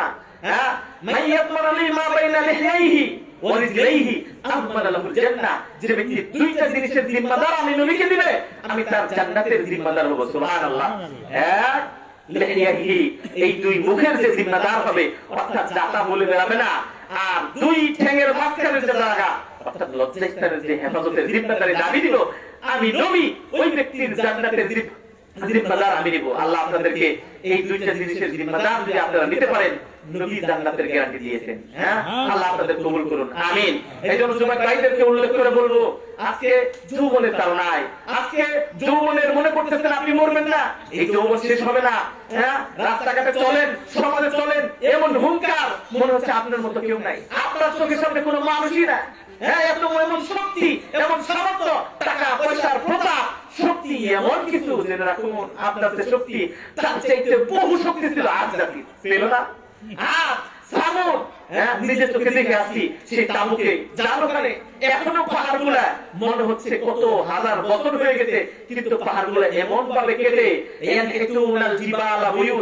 আল্লাহ কোরআনে বর্ণনা করেছেন, তাদেরকে এমন শক্তি দিয়েছিলাম যে তাহা পাহাড় কেটে পাহাড়ের ভিতরে ঘর বানিয়েছে। নিজে ভ্রমণ করতে গেছি, দেখে আসছি বিশাল পাহাড়, পাহাড়ের মধ্যে এই পাহাড়গুলা যে কিভাবে কাটছে আল্লাহ ভালো জানে। শুধু তাই না, দেখে আসছি পাহাড়ের মধ্যে আমরা যেমন সোফা বানাই বসার জন্য, ওই সোফার মতো ঘর বানাইছে হাজার। এটা কি নবীর যুগের? নবীর যুগের বহু যুগ আগের যুগে। আর সামুদ আল্লাহ বলতেছেন তারা হিকুলাল জিবালা বুয়ুতা, এত শক্তি দিয়েছিলাম তারা হাত দিয়ে পাহাড় কাটতো, এত বিশাল দেহের অধিকারী বানিয়েছিলাম। আপনাকে কই হাত বানাইছে, কতটুকু শক্তি দিয়েছে আল্লাহ। 3বার পাতলা পায়খানা হলে শেষ আপনি। 4-5বার যদি পাতলা পায়খানা হয় আরেকজনের ধরে উঠাইতে হয়, হয় না? হয় না? কিসের শক্তির বড়াই রে ভাই? কোন শক্তির বড়াই আপনি করেন? খাওয়ার কথা বলেন, খাওয়াতে শান্তি নাই। আপনি এক বেলা দুই বেলা, আপনি আপনার আমি এখন গরুর গোশত খাই না, পোলাও খাই না, খাইলে একটু ভাত খাই, ভাত খাই একটু খাই। কারণ এখন দেখবেন আধুনিক জগতে যে যত বেশি খায় তার রোগ তত বেশি, তাই না? একটা সময় ছিল একটা কামলা নিলে 1 কেজি চালে ভাত খাই খাইছে, ছিল না? আপনি খাইতে পারেন, আর টাকা পয়সা দিয়ে কি করবেন? কি করবেন আপনি বলেন? এই জন্য যুবক ভাইদেরকে বলবো, শক্তির প্রভাব আপনি করবেন না, শক্তির লড়াই করবেন না, এই শক্তি থাকবে না। এই শক্তিটা আল্লাহর কাছে ব্যয় করুন। এই শক্তিটা আপনি নেট মোবাইল পেয়েছেন, টাকা পয়সা আছে, যেরকম সেরকম পোস্ট করে বেড়াইতেছেন, আপনি যেমন তেমন নাচ গান করাইতেছেন। হ্যাঁ, এটা জবাব দিতে আল্লাহকে আপনাকে করবে না। আল্লাহ রাব্বুল আলামিন কুরআনুল কারীমে স্পষ্ট করে বলেছেন, ইন্নাল্লাযীনা ইউহিব্বুনা আন তাশিআল ফাহিশাতু ফিল্লাযীনা আমানু লাহুম আযাবুন আলীম ফিদ দুনিয়া ওয়াল আখিরাহ। যারা মুমিনদের মাঝে অশ্লীলতা ছড়ায়, আল্লাহ রাব্বুল আলামিন ওই ব্যক্তিদেরকে দুনিয়া এবং আখিরাতে দুই ধরনের শাস্তি দিবে। কয় ধরনের? হ্যাঁ, আপনি ফেসবুকে একটা পোস্ট করবেন, আপনি গানের যারা টিভি সিনেমা ইত্যাদি বাড়িতে কিনছেন, এই টিভিটা যাদেরকে যতজন দেখবে ততজনের একটা গুনাহ আপনার গায়ে আসবে। হ্যাঁ, ফেসবুকে যদি একটা গান আপনি শেয়ার করেন, যতজন এই গানটা দেখবে ততটা গুনাহ আপনার কাছে আসবে। আল্লাহ এটাই বলেন, লাহুম আযাবুন ফিদ দুনিয়া ওয়াল আখিরাহ। দুনিয়াতেও তাদের জন্য শাস্তি রয়েছে, পরকালেও তাদের জন্য শাস্তি রয়েছে। দুনিয়াতে কি শাস্তি জানেন? হ্যাঁ, দুনিয়াতে শাস্তি হচ্ছে শান্তি পাবেন না, অশান্তি ছড়িয়ে যাবে, অশান্তি অশান্তি অশান্তি। এই আধুনিক জগতেও বলতে পারি, হ্যাঁ আধুনিক জগতেও এমন মানুষ আছে যাদের বাড়িতে ঘরে টিভি নাই। এরকম মানুষ আছে না নাই? আছে। সম্মানিত ভাই, এই জন্য আমরা শক্তির দাপট দেখাবো না, নাকি? আর যুবক ভাইদের উদ্দেশ্য করবো, দুইটা জিনিসের হেফাজত করেন। আল্লাহ নবী আব্দুল্লাহ ইবনে মাসউদ থেকে বর্ণিত, তিনি বলেন, লা তাযালু কাদামা ইবনু আদম হাত্তা ইউসালু আন খামসিন। একটা বান্দা আল্লাহর সম্মুখে যখন দাঁড়াবে, 5টা জিনিস জিজ্ঞেস করার আগে একটা কদম আপনাকে হাতে দেওয়া হবে না। একটা কদম না, আল্লাহর সম্মুখে দাঁড়াবে, একটা কদম হাতে দেওয়া হবে না। এক কদম না, এক কাঠ না, হাতে পারবেন না। 5টা জিনিস জিজ্ঞেস করার পর কয়টা জিনিস? এক নাম্বার, আন উমরিহি ফিমা আফনা। হ্যাঁ, অন্যরা আছেন আন শাবাবিহি ফিমা আফনা। যৌবনকাল কোথায় কাটাইছেন? নাটক দেখে কাটাইছেন, সিনেমা হলে ওই যে গ্রামের অন্য মেয়ের সাথে পরক্রিয়া করে, এই কাজে কোন কাজে যৌবন ব্যয় করেছেন আল্লাহ জিজ্ঞেস করবে। আল্লাহ জিজ্ঞেস করবে। বিষয়টা সহজ না। আপনার যৌবন কে দিয়েছেন? আপনাকে পৃথিবী পাঠিয়েছেন কে? আল্লাহ। যে আল্লাহ আপনাকে বানিয়েছেন, ইবাদত তার জন্য করবেন না? ইবাদত তার জন্য করবেন না? রক্ষা আছে? রক্ষা নাই, রক্ষা নাই। বলতেছেন পাঁচটা জিনিস জিজ্ঞেস করার পরে কদম হাতে দেওয়া হবে না। এক নাম্বার আনসাবা বিহিতি না না যৌবন কাল কোথায় কাটাইছেন? হ্যাঁ, অনেকে আছে যে যারা একটু কি করে শাসন করে, খেতামুরু দিয়ে শীতের মধ্যে কম্বলের নিচে বসে ফেসবুক টিপেন, আছেন না? গাছ শেয়ার করেন নিজের বোনের, এমন কিছু কি বলবো অপদার্থ ভাই আছেন যারা কি করে নিজের বোনের নিজের স্ত্রীর ছবি পোস্ট করতেছেন। আমার গ্রামের কয়েকজন দেখতে আমি বারবার বলি, আরে মিয়া স্ত্রী সুন্দরী তোমার, আমার বউ সুন্দরী না, আমার বউ সুন্দরী সেটা আমি দেখার অধিকার। আপনি তো অসম্ভ পুরুষ, আপনি কাপুরুষ, আপনি পুরুষত্ব নাই। যদি পুরুষত্ব থাকে তাহলে আপনাকে গায়রাত করতে হবে।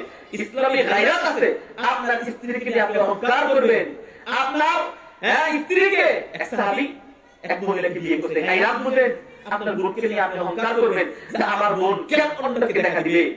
মাহরাম ছাড়া আপনার শ্বশুরের সাথে আপনি দেখা দিতে পারেন, আপনি পরপুরুষের সাথে দেখা দিবেন না। এক সাহাবী নবীর কাছে এসে বললেন, ইয়া রাসূলুল্লাহ, আমি অমুকের কাছে তালাক চাই। সাহাবী বলতেছেন, আল্লাহ রাসূল, আমি আমার স্ত্রীকে তালাক দিতে পারি, শর্ত একটা, সে অন্য কারো কাছে বিয়ে বসতে পারবে না।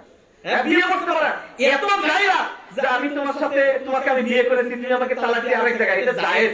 কিন্তু তার গায়রাত এমন যে এক উটের পিছনে তার স্ত্রীকে বসাইছে, ওই উটের উপর আরেক স্ত্রী, তার অন্য কোনো পুরুষ বসবে এটা সে মেনে নিতে পারতেছে না। এটা গায়রাত।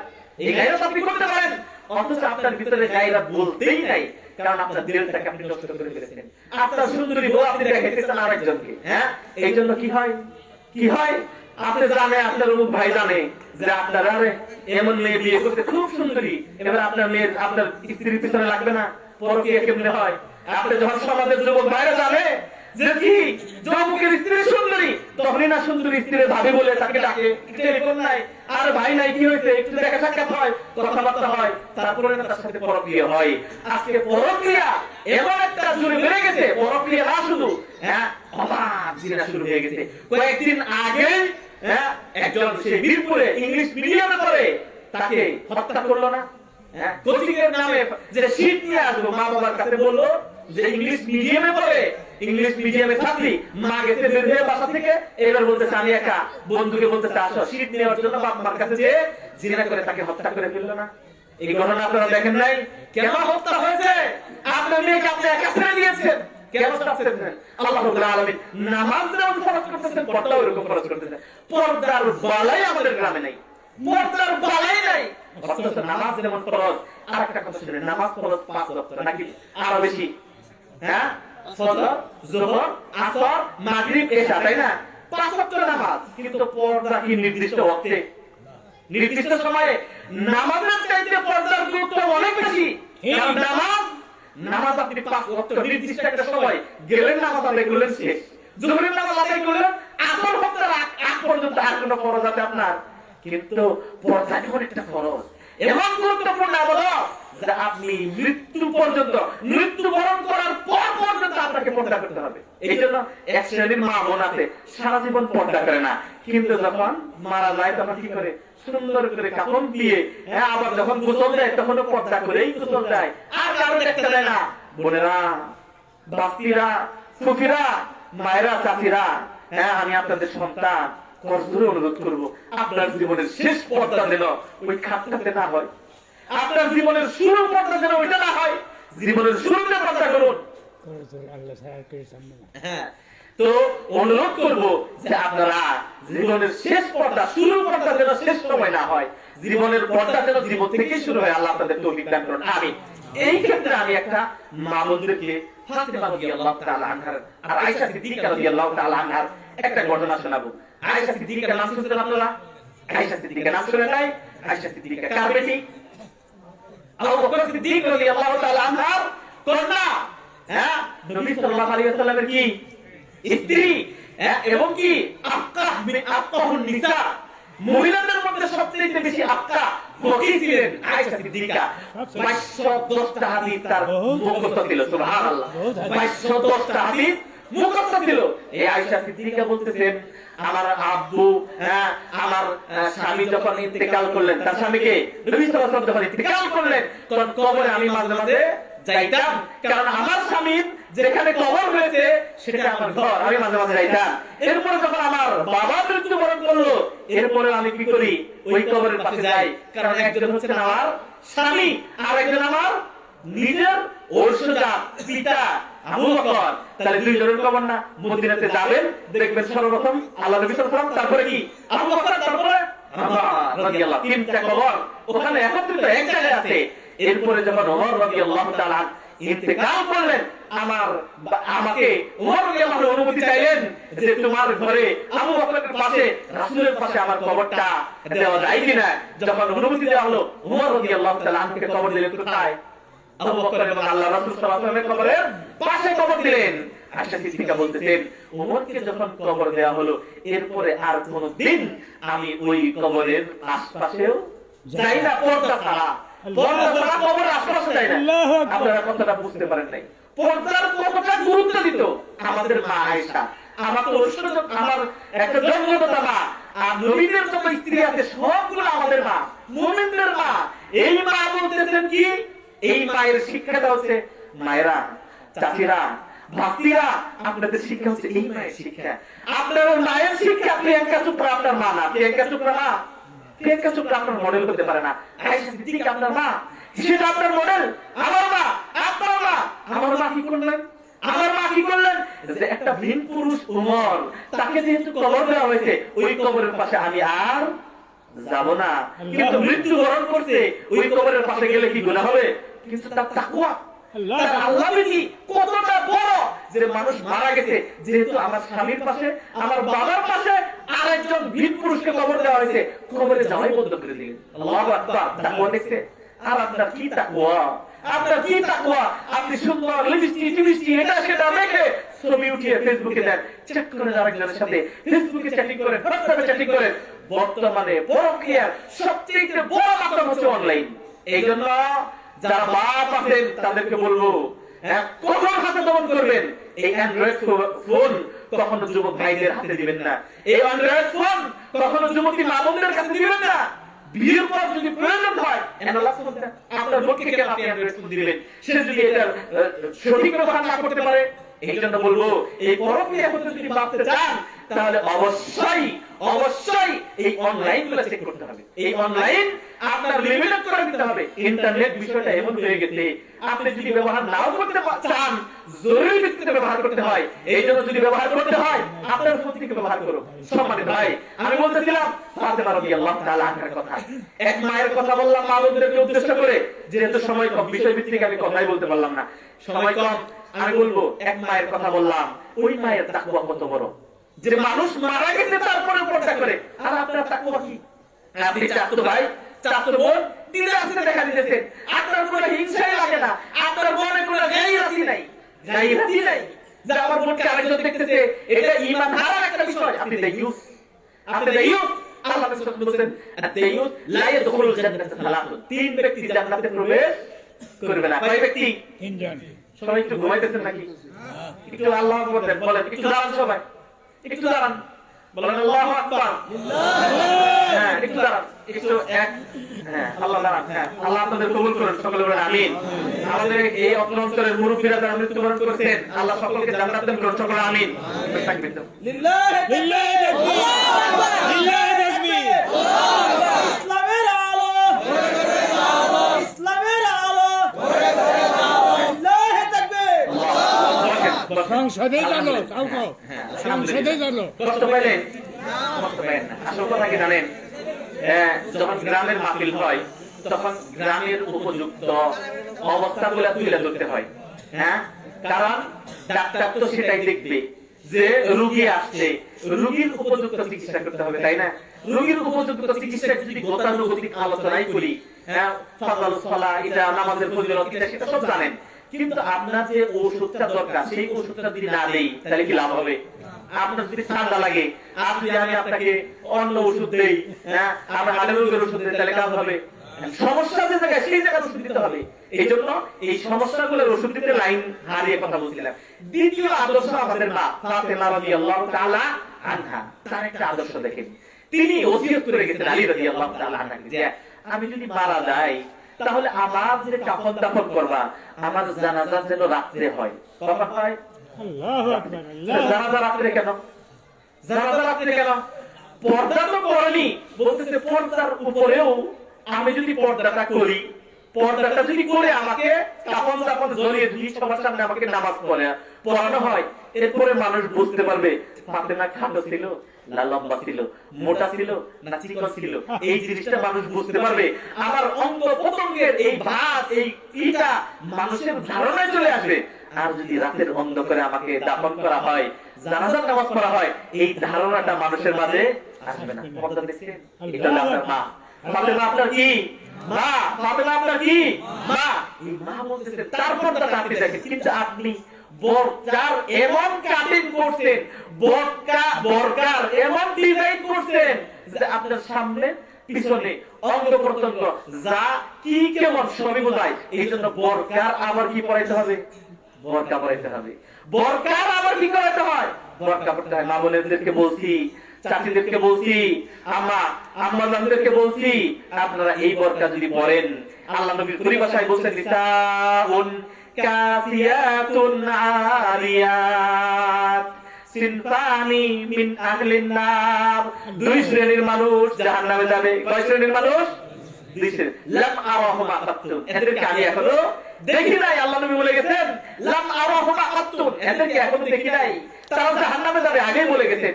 তার মধ্যে এক শ্রেণীর মানুষ নিসাউন কাসিয়াত আরিয়াত মাইলাত মুমিলাত, এমন মহিলা পোশাক পরা অবস্থায় উলঙ্গ।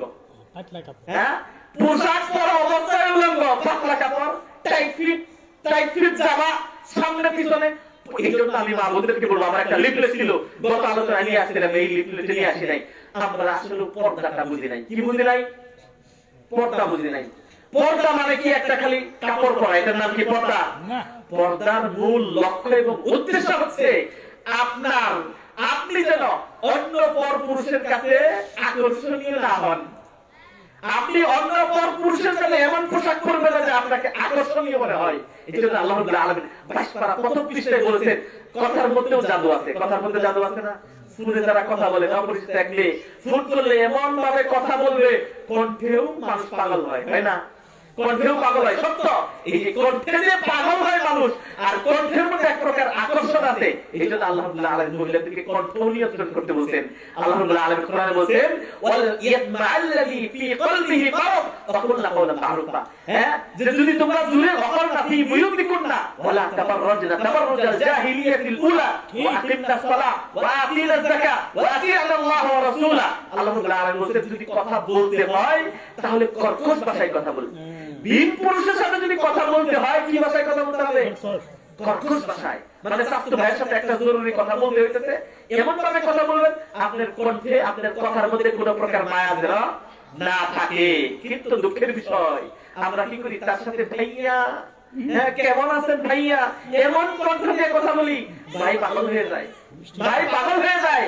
আল্লাহ বলছেন যে যদি তুমি নরম ভাষায় কথা বলো তাহলে যে যুবক প্রেমে পাগল, যে যুবক উম্মাদ তার যৌবন তার ভিতরে আছে, টকবক করতেছে, ইতমাআল্লাযী ফী কলবিহি মারাদ, সে কি হবে? তোমার প্রতি আসক্ত হয়ে পড়বে। কার কথা? আল্লাহ কন্ট্রোল নিয়ন্ত্রণ করতে বলেন, আর আপনি কন্ট্রোল নিয়ন্ত্রণ করেন না। আপনার মায়ের কথা শুনাইলাম, এই জন্য বলতেন সিনফানি মিন আহলিন নার, দুই শ্রেণীর মানুষ জাহান্নামে যাবে। কয় শ্রেণীর মানুষ? এক নাম্বার, পোশাক পরা অবস্থায়ও উলঙ্গ। পোশাক পরার পর আবার উলঙ্গ, এটা কেমন মানুষ? হ্যাঁ কেমন মানুষ? এমন পোশাক পরবে যে সবই বোঝা যায়, সবই বোঝা যায়। এমন শাড়ি পরবেন পেটের ভাঁজ বুঝ এটা সেটা সব দেখা যায়।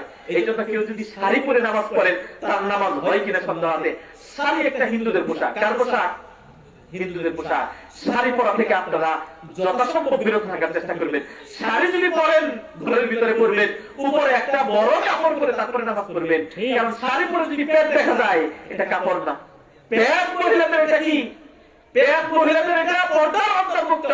পিঠ এটা কিসের অন্তর্ভুক্ত? পর্দার অন্তর্ভুক্ত। পিঠে আকর্ষণ আছে, পেটে আকর্ষণ আছে, আছে না নাই? আছে। আছে।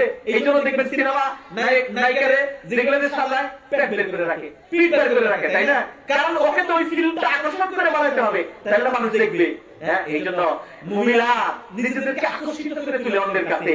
তাদেরকে আমি দেখি নাই, কিন্তু তারা কোথায়? জাহান্নামে। জাহান্নামে যাবে। জাহান্নাম তাদের জন্য, হ্যাঁ, জান্নাত তাদের জন্য হারাম। বরং অথচ জান্নাত, হ্যাঁ, জান্নাতের রিহ পাওয়া যায়, 500 বছরের দূর থেকে জান্নাতের ঘ্রাণ পাওয়া যায়। সুবহানাল্লাহ। সম্মানিত ভাই, তো আমি যে আলোচনা করতেছিলাম, ওয়াল্লাযীনা হুম লিফুরুজিহিম হাফিজুন, 7টা গুণ থাকলে আল্লাহ রাব্বুল আলামিন ওই মুমিনকে কি বলছেন? সফল কাম। কি বলছেন? সফল কাম। কোন মুমিনকে আল্লাহ রাব্বুল আলামিন সফল বলেছেন, তাই না? কাদ আফলাহাল মুমিনুন, মুমিনরা সফল কাম। তো 4 নাম্বার গুণ যারা কি করে? ওয়াল্লাযীনা হুম লিফুরুজিহিম হাফিজুন, লজ্জা ইসলামকে হেফাজত করে। তারপরে 7 নাম্বার যে গুণটা, নামাজের কথা 2বার বলেছে। প্রথমে বলছেন যারা খুশু আল্লাহকে ভয় করে নামাজ পড়ে। সর্বশেষ আবার বলছেন ওয়াল্লাযীনা হুম আলা সালাওয়াতিহিম হাফিজুন, যারা নামাজের হেফাজত করে, যারা 5 ওয়াক্ত নামাজের হেফাজত করে। প্রথম গুণ নামাজের, 7 নাম্বার গুণ নামাজের, মাঝখানে 5টা ভিন্ন গুণ বলতে। এরপরে আল্লাহ রাব্বুল আলামিন কোরআন বলেন উলাইকা হুমুল ওয়ারিসুন, তারাই ওয়ারিসদার। সুবহানাল্লাহ। তারা কিসের ওয়ারিসদার? আল্লাযীনা ইয়ারিসুনাল ফিরদাউসা হুম ফিহা খালিদুন, যারা জান্নাতুল ফিরদাউসের ওয়ারিসদার। সুবহানাল্লাহ। আপনার বাপ কোথায় ছিল? আমাদের বাপ কে? আদম আলাইহিস সালাম। আমাদের বাপ কে? ছিল কোথায়? জান্নাতে। কোথায় ছিল? জান্নাতে ছিল না, দুনিয়াতে আসছে, তাই না? তা আদম আলাইহিস সালাম ছিলেন জান্নাতে, তিনি আমাদের বাবা না? আমাদের বাবা না? তো বাবা যদি জান্নাতে থাকে, ওয়ারিসদার হিসেবে আমরা কোথায় যাব? জান্নাতে। এই গুণগুলো যদি অর্জন করি, তাহলে আমরা কোথায় যাব? জান্নাতে। সম্মানিত ভাই, আর কয়েকটা কথা বলেই আমি প্রশ্ন উত্তর করতে যাব। হ্যাঁ, তো আল্লাহ রাব্বুল আলামিন বলেন কুল্লু নাফসিম বিমা কাসাবাত রাহিনা, প্রত্যেকটা মানুষ তার কর্মের দ্বারা বন্ধকিত থাকবে কিয়ামতের দিন, তার কর্মের উপর আটক থাকবে। কুল্লু নাফসিম বিমা কাসাবাত রাহিনা ইল্লা আসহাবাল ইয়ামিন, যারা ডানপন্থী তারা ব্যতীত, যাদের আমলনামা ডান হাতে দেওয়া হবে তারা ব্যতীত যত মানুষ আছে, সমস্ত মানুষ তার কর্মের কারণে কর্মের কাছে দায়বদ্ধ। আপনি যা আমল করতেছেন, যা কাজ করতেছেন, সুদ খান, ঘুষ খান, যা কিছুই করেন, আল্লাহর কাছে দায়বদ্ধ আপনার কর্মের কারণে। আপনি যে কর্ম করবেন আল্লাহর কাছে হিসাব দিবেন। কর্মটা যদি ডান হাতে আসে তাহলে আপনি বেঁচে যাবেন, নাহলে বেঁচে যেতে পারবেন না। তো বলতেছে কুল্লু নাফসিন বিমা কাসাবাত রাহিনা ইল্লা আসহাবাল ইয়ামিন ফি জান্নাতি ইয়াতাসাআলুন, ডানপন্থী যারা, ডান হাতে আমল নেওয়া যাদেরকে দেওয়া হবে, 5 ওয়াক্ত সালাত যারা পড়ে, তারা কি করবে? জান্নাতে চলে যাবে। সুবহানাল্লাহ। ইয়াতাসাআলুন আনিল মুজরিমিন, জান্নাতে যারা নামাজ পড়ে জান্নাতে যাবে। এক শ্রেণীর মানুষ বলে যে আমাদের নামাজ পড়তে হয় না, অন্তরে নামাজ পড়ে, এরকম মানুষ আছে না? নামাজ না পড়লে যে জান্নাতে যাবে, আল্লাহ রাব্বুল আলামিন জাহান্নামে যাবে, সেটা সূরা মুদাসসিরের 38 37 আয়াত আল্লাহ বলতেছেন যে পাপিষ্ঠদের সম্পর্কে জিজ্ঞেস করা হবে কিয়ামতের দিন। যারা জান্নাতে যাবে, এইবার সিংহাসন থাকবে, সিংহাসনের সামনে বলবে আনিল মুজরিমিন, হ্যাঁ, পাপীদেরকে বলবে মা সালাকাকুম ফি সাকার, ওই আব্দুল্লাহ, ওই আব্দুর রহমান, ওই হাসিম, ওই অমুক অমুক, তোমরা জাহান্নামে কেন? আনিল মুজরিমিন মা সালাকাকুম ফি সাকার, তোমরা সাকার নামক জাহান্নামে কেন গেলা? জিজ্ঞেস করবে। আমরা যদি আল্লাহ আমাদেরকে জান্নাতে নিয়ে যান, আমিন, আল্লাহ যেন আমাদের জান্নাতে অন্তর্ভুক্ত করেন, সকলে বলেন আমিন। জিজ্ঞেস করবে, এই বাবা, ওই ভাই, ওই আত্মীয়, ওই দোস্ত ভাই, কি ব্যাপার দোস্ত ভাই, জাহান্নামে কেন? এই দোস্ত ভাই জাহান্নামে কেন? হ্যাঁ, কিছু লোক আছে কয় যে আমি নামাজ না পড়লে কি ঈমান ঠিক আছে? ঈমান ঠিক আছে, এটা তো ভ্রান্ত কথা। নামাজ না পড়লে কি ঈমান ঠিক আছে? আল্লাহ নবী সাল্লাল্লাহু আলাইহি ওয়াসাল্লাম বলেছেন মান তারাকা সালাতা মুতাআম্মিদান ফাকাদ কাফারা। ঈমান কিভাবে ঠিক থাকবে? আপনি তো মুসলমানই না। যে ব্যক্তি নামাজ ইচ্ছাকৃতভাবে এক ওয়াক্ত নামাজ ত্যাগ করবে, সে মুসলমানিত্ব থেকে বাতিল করে দেয়। তোমরা কালু লাম নাকু মিনাল মুসাল্লিন, এবার চাচা ভাই, মামাতো ভাই, ফুফাতো ভাই বলবে, ভাই রে ভাই, জাহান্নামে আসছি কি কারণে বলবে? লাম নাকু মিনাল মুসাল্লিন, তোরা তো নামাজ পড়তি, তো নামাজ পড়তি দেখতাম, 5 ওয়াক্ত নামাজ পড়তি, কিন্তু আমরা তো নামাজ পড়ি নাই। লাম নাকু মিনাল মুসাল্লিন, আমরা নামাজ মুসল্লিদের মধ্যে ছিলাম না, মুসল্লি ছিলাম না, নামাজ পড়তাম না। আজকে নামাজ না পড়ার কারণে আমরা সাকার নামক জাহান্নামে, হ্যাঁ, সাকার নামক জাহান্নামে। ওই যে ইফতার বললাম, এগুলো যে হবে এটা বিশ্বাস করতেছেন না। মায়ের পেটে ছিলেন, বিশ্বাস নাই। রুহের জগতে ছিলেন, মনে করেন না এটা হবে। এই দেখবেন যে বেশি দিন না মরে যাবো, তারপরে তো কিভাবে দিন কাটবে আল্লাহও ভালো জানে, এরপরে আবার একটা শুরু হয়ে যাবে। দেখবেন আল্লাহ যদি আমার জান্নাতে নাই বা আমার জাহান্নামে নাই, তখন আপনি কি করবেন? এই মাথা নিয়ে ওয়াক্ত খুব করতে জাহান্নামে কেটে গেলা, এই মাথা নিয়ে ওয়াক্ত খুব করতে জাহান্নামে কেটে গেলা। আল্লাহ আমাদের সবাইকে জান্নাতে দাখিল করেন, আমিন। লাম নাকু মিনাল মুসাল্লিন, নামাজি ছিলাম না। তাহলে যে ব্যক্তি কয় যে নামাজ না পড়লে কি ঈমান ঠিক আছে, আল্লাহ বলেন নামাজ না পড়ার কারণে কোথায় গেল? সাকারাত নামক জাহান্নামে। ওয়ালাম নাকু নুতাইমুল মিসকিন, মিসকিনদেরকে খাবার দিতাম না। ওয়া কুননা নাখুযু মাআল খাইদিন, তিনটা কারণে আমরা জাহান্নামে গেছি। এক নাম্বার নামাজ পড়তাম না, দুই নাম্বার আমরা মিসকিনদেরকে খাবার দিতাম না। যারা অভাবী, এই জন্য কোন ব্যক্তি অভাবী মা ওদেরকে বলবো যে কোন অভাবী মিসকিন যদি আসে ঘরে যা আছে ওটাই ওদের খেতে দেন। কারণ কিয়ামতের দিন আপনার ঘর থেকে যদি না খেয়ে যায় আর যদি বলে আল্লাহ দুনিয়াতে জীবনে আমি ওর ঘরে এক মুঠ ভাত চাইছিলাম আমাকে দেয় নাই, তাহলে সে আল্লাহর কাছে হাজির করবে। যারা জাহান্নামে তিনটা কারণে জাহান্নামে যাবে, এক নাম্বার নামাজ পড়ে নাই, দুই নাম্বার তারা জাহান্নামীরা বলবে লা ওয়ালাম তাকুনু তাইমুল মিসকিন, অভাবীদেরকে খাইতে দেয় নাই। গ্রামে অনেক অভাবী আছে, আপনার ঘরে ধান আছে, আপনার ঘরে চাল আছে, আল্লাহ আপনাকে অভাব দূর করে দেন, এটা আল্লাহর কাদা। রিজিক আপনি ইনকাম করেন, মা বোনদের অনেকে আপনি ইনকাম করে, ব্যবসা করে, বাণিজ্য করে, আমি চাকরি করি 40-50 টাকা বেতন পাই, মনে করি আর ইনকাম তো আমি করি, এই না আমি বাপমাকে কেন খাওয়াবো, ছোট ভাই আল্লাহ একটা রেখে গেছে তাহলে আমি কেন দেবো? চাকরির বেতন যে কি কারণে আসে এটা আল্লাহ মাহমুদ ভালো জানেন। হাদিসের একটা পরিভাষায় ওয়া তুরজাকুনা ইল্লা বিদুআফাইকুম, সম্মানিত যুবক ভাইরা, বাবা আছে, মা আছে, একটা বোন আছে বিয়ে হয় নাই, ঘরে বসে আছে, একটা মেয়ে তালাকপ্রাপ্ত, একটা মেয়ে আপনার বোন তালাক হয়ে গেছে, নিজের ঘরে আসছে, খাইতে দেন না, মনে করেন যে বোনটারে দিলে পুড়িয়ে দেবো। এটা মনে রাখেন আপনার রিজিক আসতেছে আল্লাহর পক্ষ থেকে, ওই বোনের কারণে। সুবহানাল্লাহ। বাবা বৃদ্ধ হয়ে গেছে, ইনকাম করতে পারে না, মনে করেন যে দোকান সারাদিন দোকান করে বাপ মায়ের খাওয়ায়, কি বুড়া বুড়ি খাওয়ায় লাভ কি? এরকম মনে করি না? আবার কিছু ছেলের বউ আছে, ছেলের বউ আছে বলে কি বৃদ্ধাশ্রমে দিয়ে দেয়। কিছু ছেলের বউ আছে বলে ছেলের স্বামীকে বলে বুড়ের আর খাওয়ায় না। আপনার ঘরে আপনার যে মেয়ে আসছে তালাক হয়ে, আপনার যে মেয়ে আসছে তার স্বামীটা মারা গেছে, ওর কারণে আল্লাহ আপনার রিজিকে বরকত দিতেছে। সুবহানাল্লাহ। ওর কারণে আপনার দোকানে বেচা কিনি বাড়তেছে, ওর কারণে আপনি কাপড় নিয়ে যান, হাটে যে কাপড় বিক্রি হয় অন্য জনের বিক্রি হয় না, ওর কারণে আপনার চাকরিকে বরকত দিতেছে, ব্যবসায় বরকত দিতেছে। সুবহানাল্লাহ। কিন্তু আপনি মনে করেন ইনকাম কে করে? আমি করি। আল্লাহ রাব্বুল আলামিন সমস্ত মানুষের রিজিকে বানিয়েছেন কে? কে? আল্লাহ। আপনি মাধ্যম, আপনি মাধ্যম। শুধু সময়ের পরিবর্তন। আজকে আপনার বাপ আপনার ঘরে বসে, 3 দিন পর আপনার সন্তানের ঘরে আপনি করবেন। আপনার বাবার সাথে আপনার মায়ের সাথে যে আচরণ করবেন, আপনিও বাবা হবেন, আপনিও মা হবেন। মা বোনদেরকে বলবো, ছেলের বোনদেরকে বলবো, আজকে আপনি আপনার শাশুড়ির সাথে যে আচরণ করবেন, আপনার শাশুড়ির সাথে যে আচরণ করবেন, এই আচরণ হুবহু এটাই আপনার ভবিষ্যতে আপনার সন্তান সে আচরণ করবে। ওই কথা চিন্তা করে শাশুড়ির সাথে আচরণ করুন, যে আমারও তো আল্লাহ একটা ছেলে দিতে, আমি যদি আমার শাশুড়ির সাথে যে আচরণ করি, আল্লাহ যদি আমাকে বাঁচিয়ে রাখে, আমি তো শাশুড়ি হবো। তখন কিন্তু কষ্ট পাইেন না। তখন যদি কষ্ট পেতে না চান, এখনই চেঞ্জ হন, সময় থাকতে পরিবর্তন হন। শাশুড়ির সাথে উত্তম আচরণ করুন, শ্বশুরের সাথে উত্তম আচরণ করুন, ননদের সাথে উত্তম রূপে আচরণ করুন, মিলেমিশে সংসার করুন। জীবনটা ক্ষণস্থায়ী, জীবনটা ক্ষণস্থায়ী। মা বোনদেরকে বলবো পরকীয়া থেকে মুক্ত থাকুন, স্বামীকে নিয়ে সন্তুষ্ট থাকুন। আর যুবক পুরুষদেরকে বলবো, আমার বন্ধুদেরকে বলবো, ভাইরা আপনার স্ত্রী নিয়ে সন্তুষ্ট থাকুন, অন্যদিকে নজর দিয়েন না। তাহলে দেখবেন দুনিয়াতে একটা জান্নাতি পরিবার পাবেন, দুনিয়াতে একটা জান্নাতি পরিবার। কে বলে? ওই যে কবি বলেছেন, কে বলে জান্নাত ও জাহান্নাম বহুদূর, মানুষের মাঝে জান্নাত ও জাহান্নাম মানুষের মাঝে সরাসরি। একটা কবি শাস্ত্র রহমান না কি যেন একজন কবি বলেছেন যে মানুষ বলে জান্নাত অনেক দূর, আর এটা পরের কথা বাদ দাও। কবি বলে যে মানুষের মাঝে জান্নাত জাহান্নাম মানুষের কাছে দূর। আর কি জান্নাত কি জাহান্নাম বুঝেন? মানুষের সাথে কি আচরণ করতেছেন, দুঃখের সাথে তার সাথে একটু শরীক হন, দেখবেন আপনি জান্নাতের পরিবার দুনিয়াতে পাবেন, পরকালেও এরকম জান্নাতে থাকবেন। আল্লাহ আপনাদের কবুল মঞ্জুর করে নিন। সম্মানিত ভাই, তাহলে 3টা কারণে মানুষ কোথায় যাবে? জাহান্নামে যাবে। একটা কি হবে না?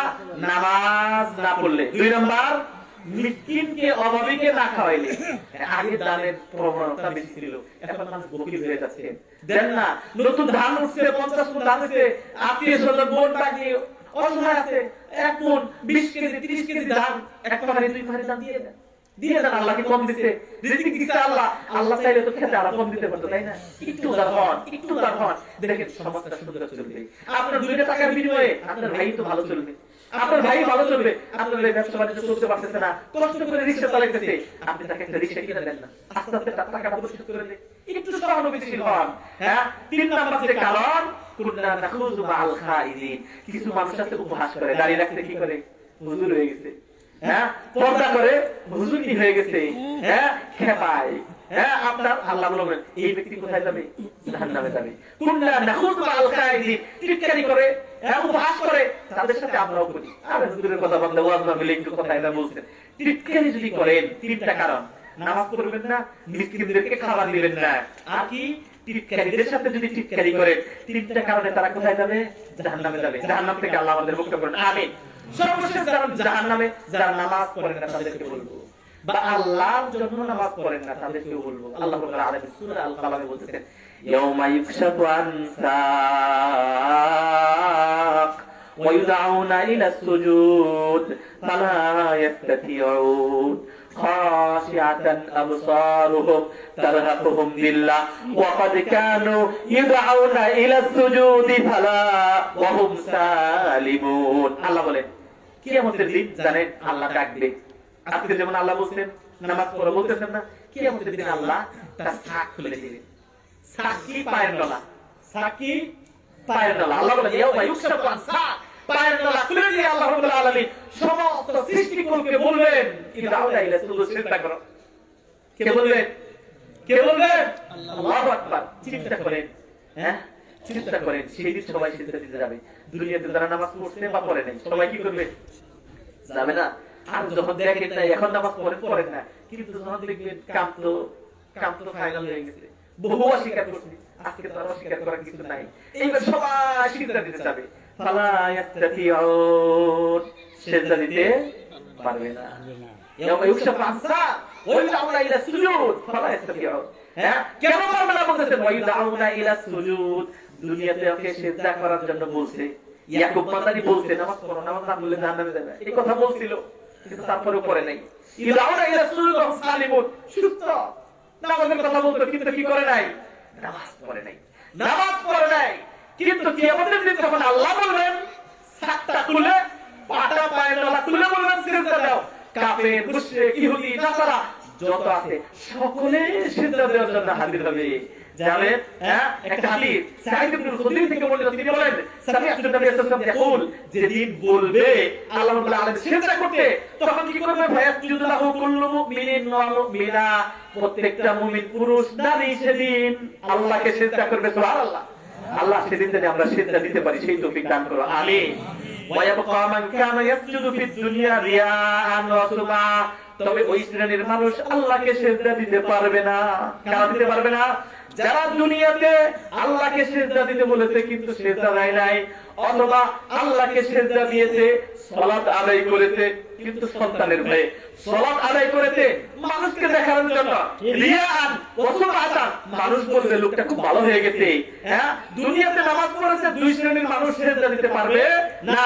ফায়াযহাবুল ইয়াসজুদা, তারাও যাবে সিজদা দিতে, দুনিয়াতে নামাজ পড়ে নাই, সিজদা আল্লাহকে দেয় নাই, কিন্তু পরকালে কি করবে? আল্লাহকে সিজদা দিতে যাবে। ফায়াউযু যাহরুহু, এইবার পিঠটা যখন বাঁকা করবে সিজদা দেওয়ার জন্য, বাঁকা ছাড়া কি সিজদা দিতে পারবে? সিজদা দিতে যাবে, ফায়াউযু যাহরুহু, পিঠটা সোজা হয়ে থাকবে, তাবাকান ওয়াহিদান, কাঠের মতো সোজা হয়ে যাবে। গাছকে আপনি বাঁকা করে সিজদা দিতে পারবেন? পারবেন না, কাঠ হয়ে যাবে, চকচকা হয়ে যাবে, তাবাকা ওয়াহিদা, একটা চকচকা হয়ে যাবে, আল্লাহর পায়ে আর সিজদা দিতে পারবেন না। সম্মানিত ভাই, সেই সিজদা থেকে আপনি মাহরুম হলেন। আল্লাহ রাব্বুল আলামিন, আল্লাহ রাব্বুল আলামিন আমরা যেন কিয়ামতের দিন আল্লাহর পায়ে সিজদা দিতে পারি, আল্লাহ সেই তৌফিক দান করুন, আমিন। সম্মানিত ভাই, এই হলো বিষয়। আমি আর কয়েকটা কথা বলি, আমার বক্তব্যের শেষের দিকে রাখবো। এখন কিছু মানুষ আছে এমন ঘুমায়, নামাজি, 5 ওয়াক্ত নামাজ পড়ে, কিন্তু ফজরের নামাজে উপস্থিত নাই। 10টা পর্যন্ত ঘুমায়, ঘুমানোর পরে দেখবেন 10টা পর্যন্ত ঘুমানোর পর উঠে দেখে শরীরটা কেমন ভালো লাগে না, মনটা খারাপ, এর একটা রহস্য বলে যায়। রহস্য বলে যায় তিবুন নাস, আবু হুরায়রা একটা হাদিস, ইয়াকিদু শাইতান আলা কাফিয়াতি রাসি আহাদিকুম, আপনি যখন ঘুমান না, যখন ঘুমান, শয়তান 3টা জাদু করে। কয়টা জাদু? 3টা জাদু করে। হ্যাঁ, তিনটা জাদু করে। কি জাদু করে? এরা আনসালাতি উখরা, তিনটা ঘিরে দেয়, তিনটা জাদু করে। আর বলে ইয়াদরিবু আলা কুল্লি উখদাতিন আলাইকা লাইলুন তাওয়িলুন ফারকুদ।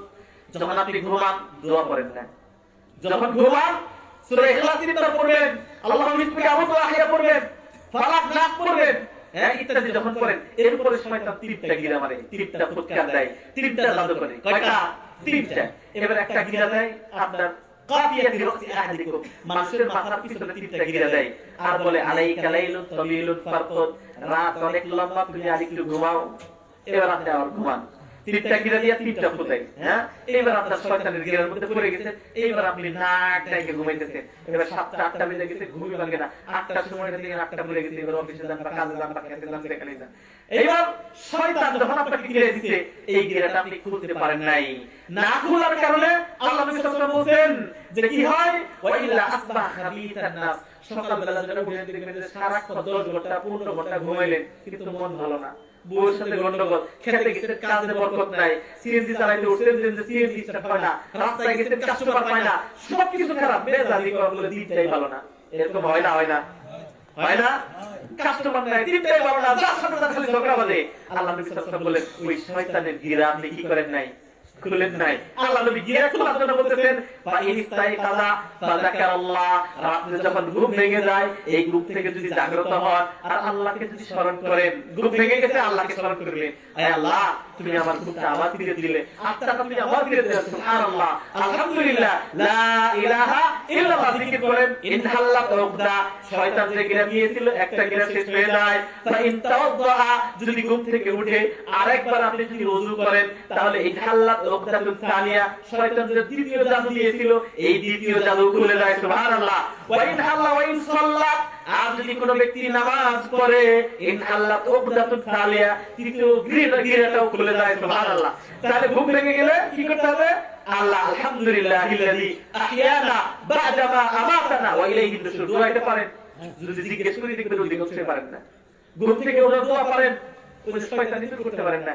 ঘুম থেকে ওঠার সাথে সাথে যখন এই দোয়া করবেন, একটা গিরা খুলে গেল, এরপর ওযু করলেন, আরেকটা গিরা খুলে গেল, এরপরে নামাজ পড়লেন, হ্যাঁ, তিনটা গিরা খুলে গেল। আল্লাহ রাসূল সাল্লাল্লাহু আলাইহি ওয়াসাল্লাম বললেন যে ইনহাল্লাত উকদাতুন সালিসান ফাআসবাহা নাশীতান, তিবান্দাস, মনটা ভালো, সকালবেলা উঠে দেখবেন সবকিছুতে বরকত, ঘুম কমাইছেন, 3টা পর্যন্ত মাহফিল করে গেছেন, এরপরে দেখেন যে 2 ঘন্টা ঘুমানোর পর মনটা এত ফ্রেশ, এত ভালো, সকালবেলা উঠছেন।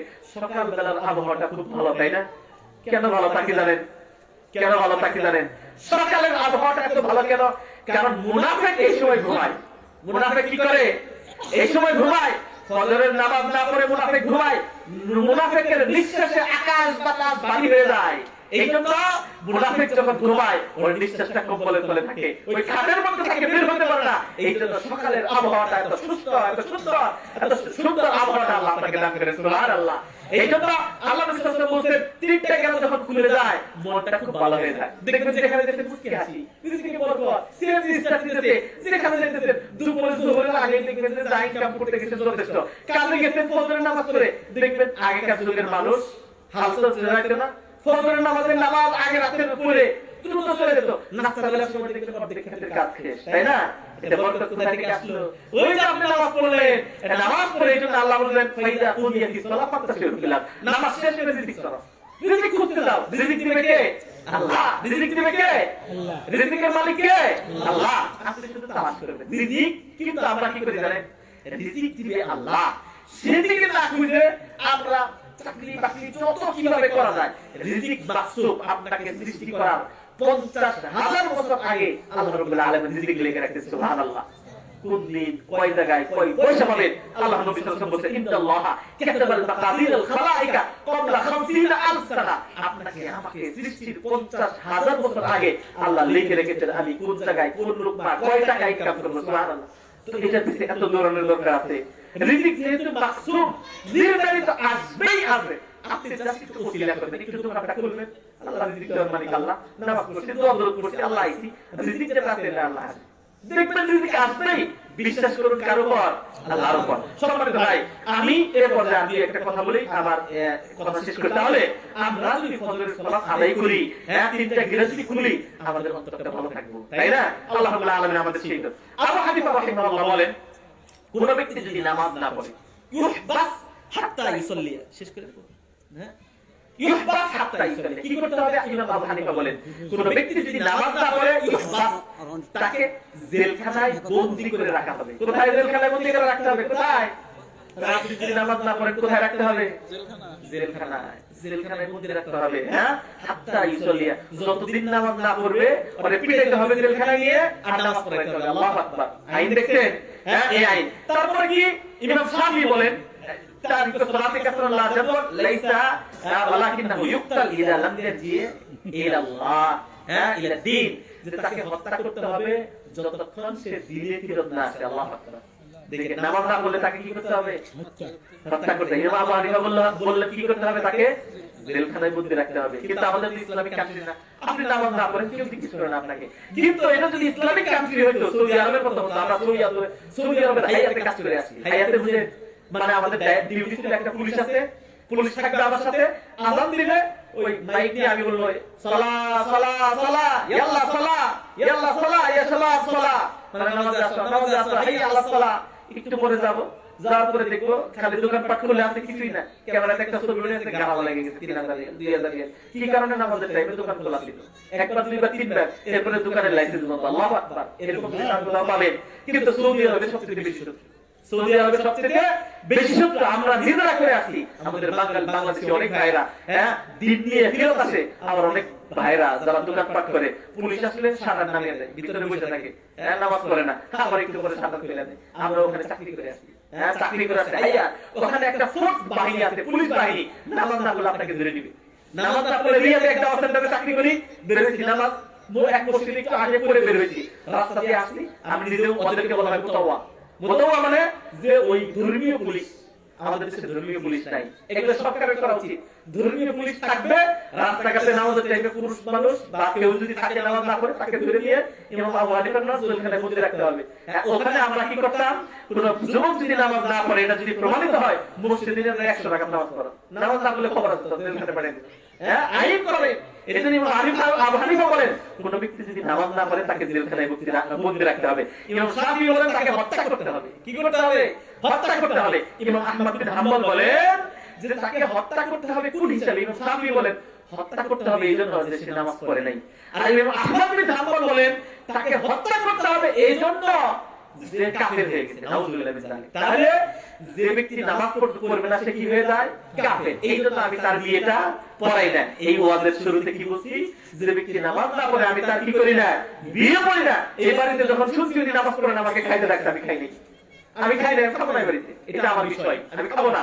কোন ব্যক্তি যদি নামাজ না পড়ে তাকে সামাজিক ভাবে যদি আপনি কি বন্ধন না দেন, সামাজিক ভাবে যদি তাকে প্রেসারে না দেন, প্রত্যেকটা ইমামের উচিত কোন ব্যক্তি যদি নামাজ না পড়ে তার জানাজা না পড়া, তার জানাজা না পড়া। কোন যুবক যদি নামাজ না পড়ে তাহলে ওই যুবকের বিয়েটা কি না করা, না পড়া, তাহলে দেখবে যুবক নামাজি হবে। হ্যাঁ, কোন ব্যক্তি যদি বেনামাজি হয় তার জানাজা না পড়া। এই জন্য হ্যাঁ, শেখ সালেহ আল উসাইমিন একটা বড় একজন আলেম, ফতোয়া বোর্ডের প্রধান সৌদি আরবের, উনি একটা বই লিখেছেন হুকমু তারিক সালাহ, নামাজ পরিত্যাগকারীর বিধান। এখানে তিনি বর্ণনা করেছেন যে ওয়ারিস পাবে না, ওয়ারিস পাবে না। বুঝলেন তো? আমার 4 ভাই, আমরা কয় ভাই? 4 ভাই। 4 ভাইয়ের মধ্যে যদি এক ভাই নামাজ না পড়ে, 3 ভাই যদি নামাজি হয়, আমার বাবার রেখে যাওয়া সম্পত্তির মালিক ওই ভাই পাবে না। কারণ সে কি? কাফের। মাদার কুলের কোন ব্যক্তি যদি নামাজ না পড়ে মৃত্যুবরণ করে, আমাদের মাদার কুলের যে কবরস্থান, এটা কি মুসলমানদের না কাফেরদের? একটু আসতে বলেন, মুসলমানদের না কাফেরদের? কোন ব্যক্তি যদি নামাজ না পড়ে সে কাফের না মুসলমান? কাফের। কার কথা? নবীর কথা। তাহলে এই মুসলমানদের কবরস্থানে তার দাফন করা যাবে না। আমি কি বোঝাতে পারছি? এটা শেখ সালেহ আল উসাইমিন তার কিতাবে লিখেছেন। এই কঠিন আইনে যদি যান, ঠিকই নামাজি হবে। কিন্তু আমরা ইমামরা ঠিকই নামাজ পড়ি, বিয়ে পড়াই, কারণ 500 টাকা দিবে, 1000 টাকা দিবে, হ্যাঁ, ঠিকই জানাজা পড়াই। এটা কঠোর অবস্থানে যাওয়া উচিত যে কোনো ব্যক্তি নামাজ না পড়লে মাদার কুল কবরস্থানে তার কি নাই? স্থান নাই। এই ক্ষেত্রে কি আপনারা একমত? হ্যাঁ, একটু ভয় পাইতেছে। এই কঠোর আইন যদি করে সবাই সুদা হবে, সবাই সুদা হবে। আল্লাহ আপনাদেরকে কবুল ও মঞ্জুর করে নিন, আমিন। এই পর্যায়ে আমি যে কথাগুলোই বললাম, আল্লাহ রাব্বুল আলামিন আমার কথার মধ্যে ভুল ত্রুটিগুলো ক্ষমা করুন এবং এর উপর আমল করার তৌফিক দিন। মানুষ মারা গেলে করণীয় কি? এটা করণীয় অনেকগুলো, হ্যাঁ, যে আল্লাহ নবী সাল্লাল্লাহু আলাইহি ওয়াসাল্লাম বলেছেন ইদা মাতাল ইনসানু ইনকাতা আমালুহু। ওই যে পশ্চিম পাড়া ওই যে যেখানে আলোচনা করেছিলাম ওইটার আমার বিষয় ছিল ফি মা ইয়াতাফিউল বিহিল মাইয়িত ওয়া মা লা ইয়াতাফিউ। এই আলোচনাটা ইউটিউবে আছে, আপনারা দেখে নিতে পারেন যে কোন কাজ করলে মৃত ব্যক্তির উপকার হবে। ওখানে আপনারা ছিলেন না? মনে আছে? কয়েকটা পয়েন্ট আলোচনা করেছিলাম যে কোন কথা কোন কাজ করলে মানুষ মারা যাওয়ার পরও তার উপকার হবে আর কোন কাজ করলে তার উপকার আসবে না। আল্লাহ তাদের কবুল করুন, আমিন। এরপর কয়েকটা প্রশ্নের উত্তর দিতেছি, দিয়ে আমি শেষ করব ইনশাআল্লাহ। জিন গায়েব জানে কি? জিন গায়েব জানে না। জিন কি জানে না? গায়েব জানে না। জিন ভবিষ্যৎবাণী করতে পারে কি?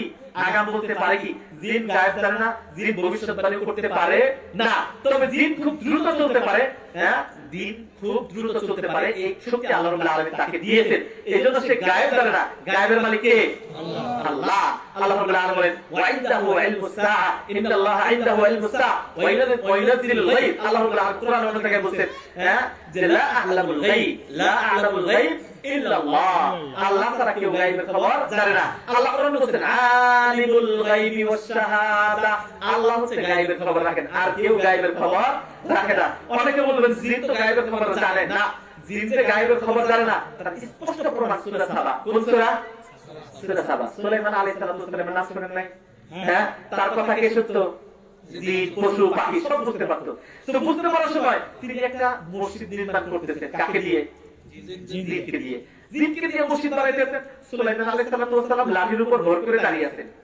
আর জিনেরা ভাবতেছে সুলাইমান তার কথা যদি না শুনি, খবর আছে না নবীর কথা, খুব দ্রুত মসজিদ বানাইতেছে। সুলাইমান আলাইহিস সালামের জান আল্লাহ খবর করে দিয়েছেন, নিয়ে গেছে। হ্যাঁ, কিন্তু লাঠি নিয়ে সে দাঁড়িয়েই আছে, দাঁড়িয়েই আছে, হ্যাঁ, লাশ। কিন্তু করতে করতে জিনেরা অস্থির, মসজিদ কমপ্লিট হয়ে গেছে। এরপরে দেখে যে এমন ভাবে খাইছে যে লাঠির নিচে উই পোকা, এই যে মাটির যে পোকাগুলো আছে, কাঠ খায়, এরকম পোকা আছে না, ওই কাঠে পোকায় খেয়ে লাঠিটা ভেঙে সুলাইমান আসলে পড়ে গেছে। এইবার বুঝতে পারছেন সুলাইমান মারা গেছে। জিন যদি গায়েব জানতো আগে বুঝতে পারতো না, তারা বুঝে নেই না মারা গেছে। জিন গায়েব জানে না, এটা স্পষ্ট স্পষ্ট যে জিন গায়েব জানে না, বুঝতে পারছেন?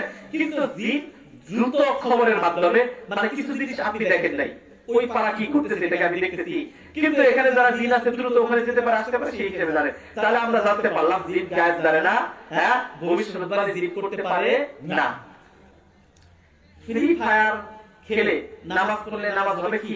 ফ্রি ফায়ার খেলবেন না, এটা একটা সময়ের গুরুত্ব আছে। ফ্রি ফায়ার একটা মুসলমানের সন্তানের এটা খেলা উচিত না। আজকে অনলাইনে বহু গেম বের হয়েছে, অনেক ছাত্র, আমরা ছাত্রদেরকে মানুষ করি, বাচ্চাদেরকে, যুবক ভাইয়েরা ফ্রি ফায়ার বিভিন্ন গেম খেলেন, পাবজি গেম খেলেন, অনলাইনে কি গেম খেলেন, এটা একটা মুসলমানদের বাচ্চার উচিত না। গেম খেলে আপনি সময় নষ্ট করবেন কেন? আপনি সময় আব্দুল্লাহ ইবনে মাসউদ বলেন যে আমার সময়, আমি জীবনে দুইটা কাজ ব্যতীত আমার সময় নষ্ট করি না, হয়তো দুনিয়ার উপকার, না হলে কিসের উপকার? পরকালের উপকার। দুইটা কাজ করবেন। কাজের মধ্যে দেখবেন আপনার দুনিয়ার উপকার আছে, হয়তো মাল কামাইতেছেন, পয়সা কামাইতেছেন, অথবা পরকালের উপকার। আপনার গেমের মধ্যে কোন উপকার আছে? মেধা নষ্ট, মস্তিষ্ক নষ্ট, ইন্টারনেট নষ্ট।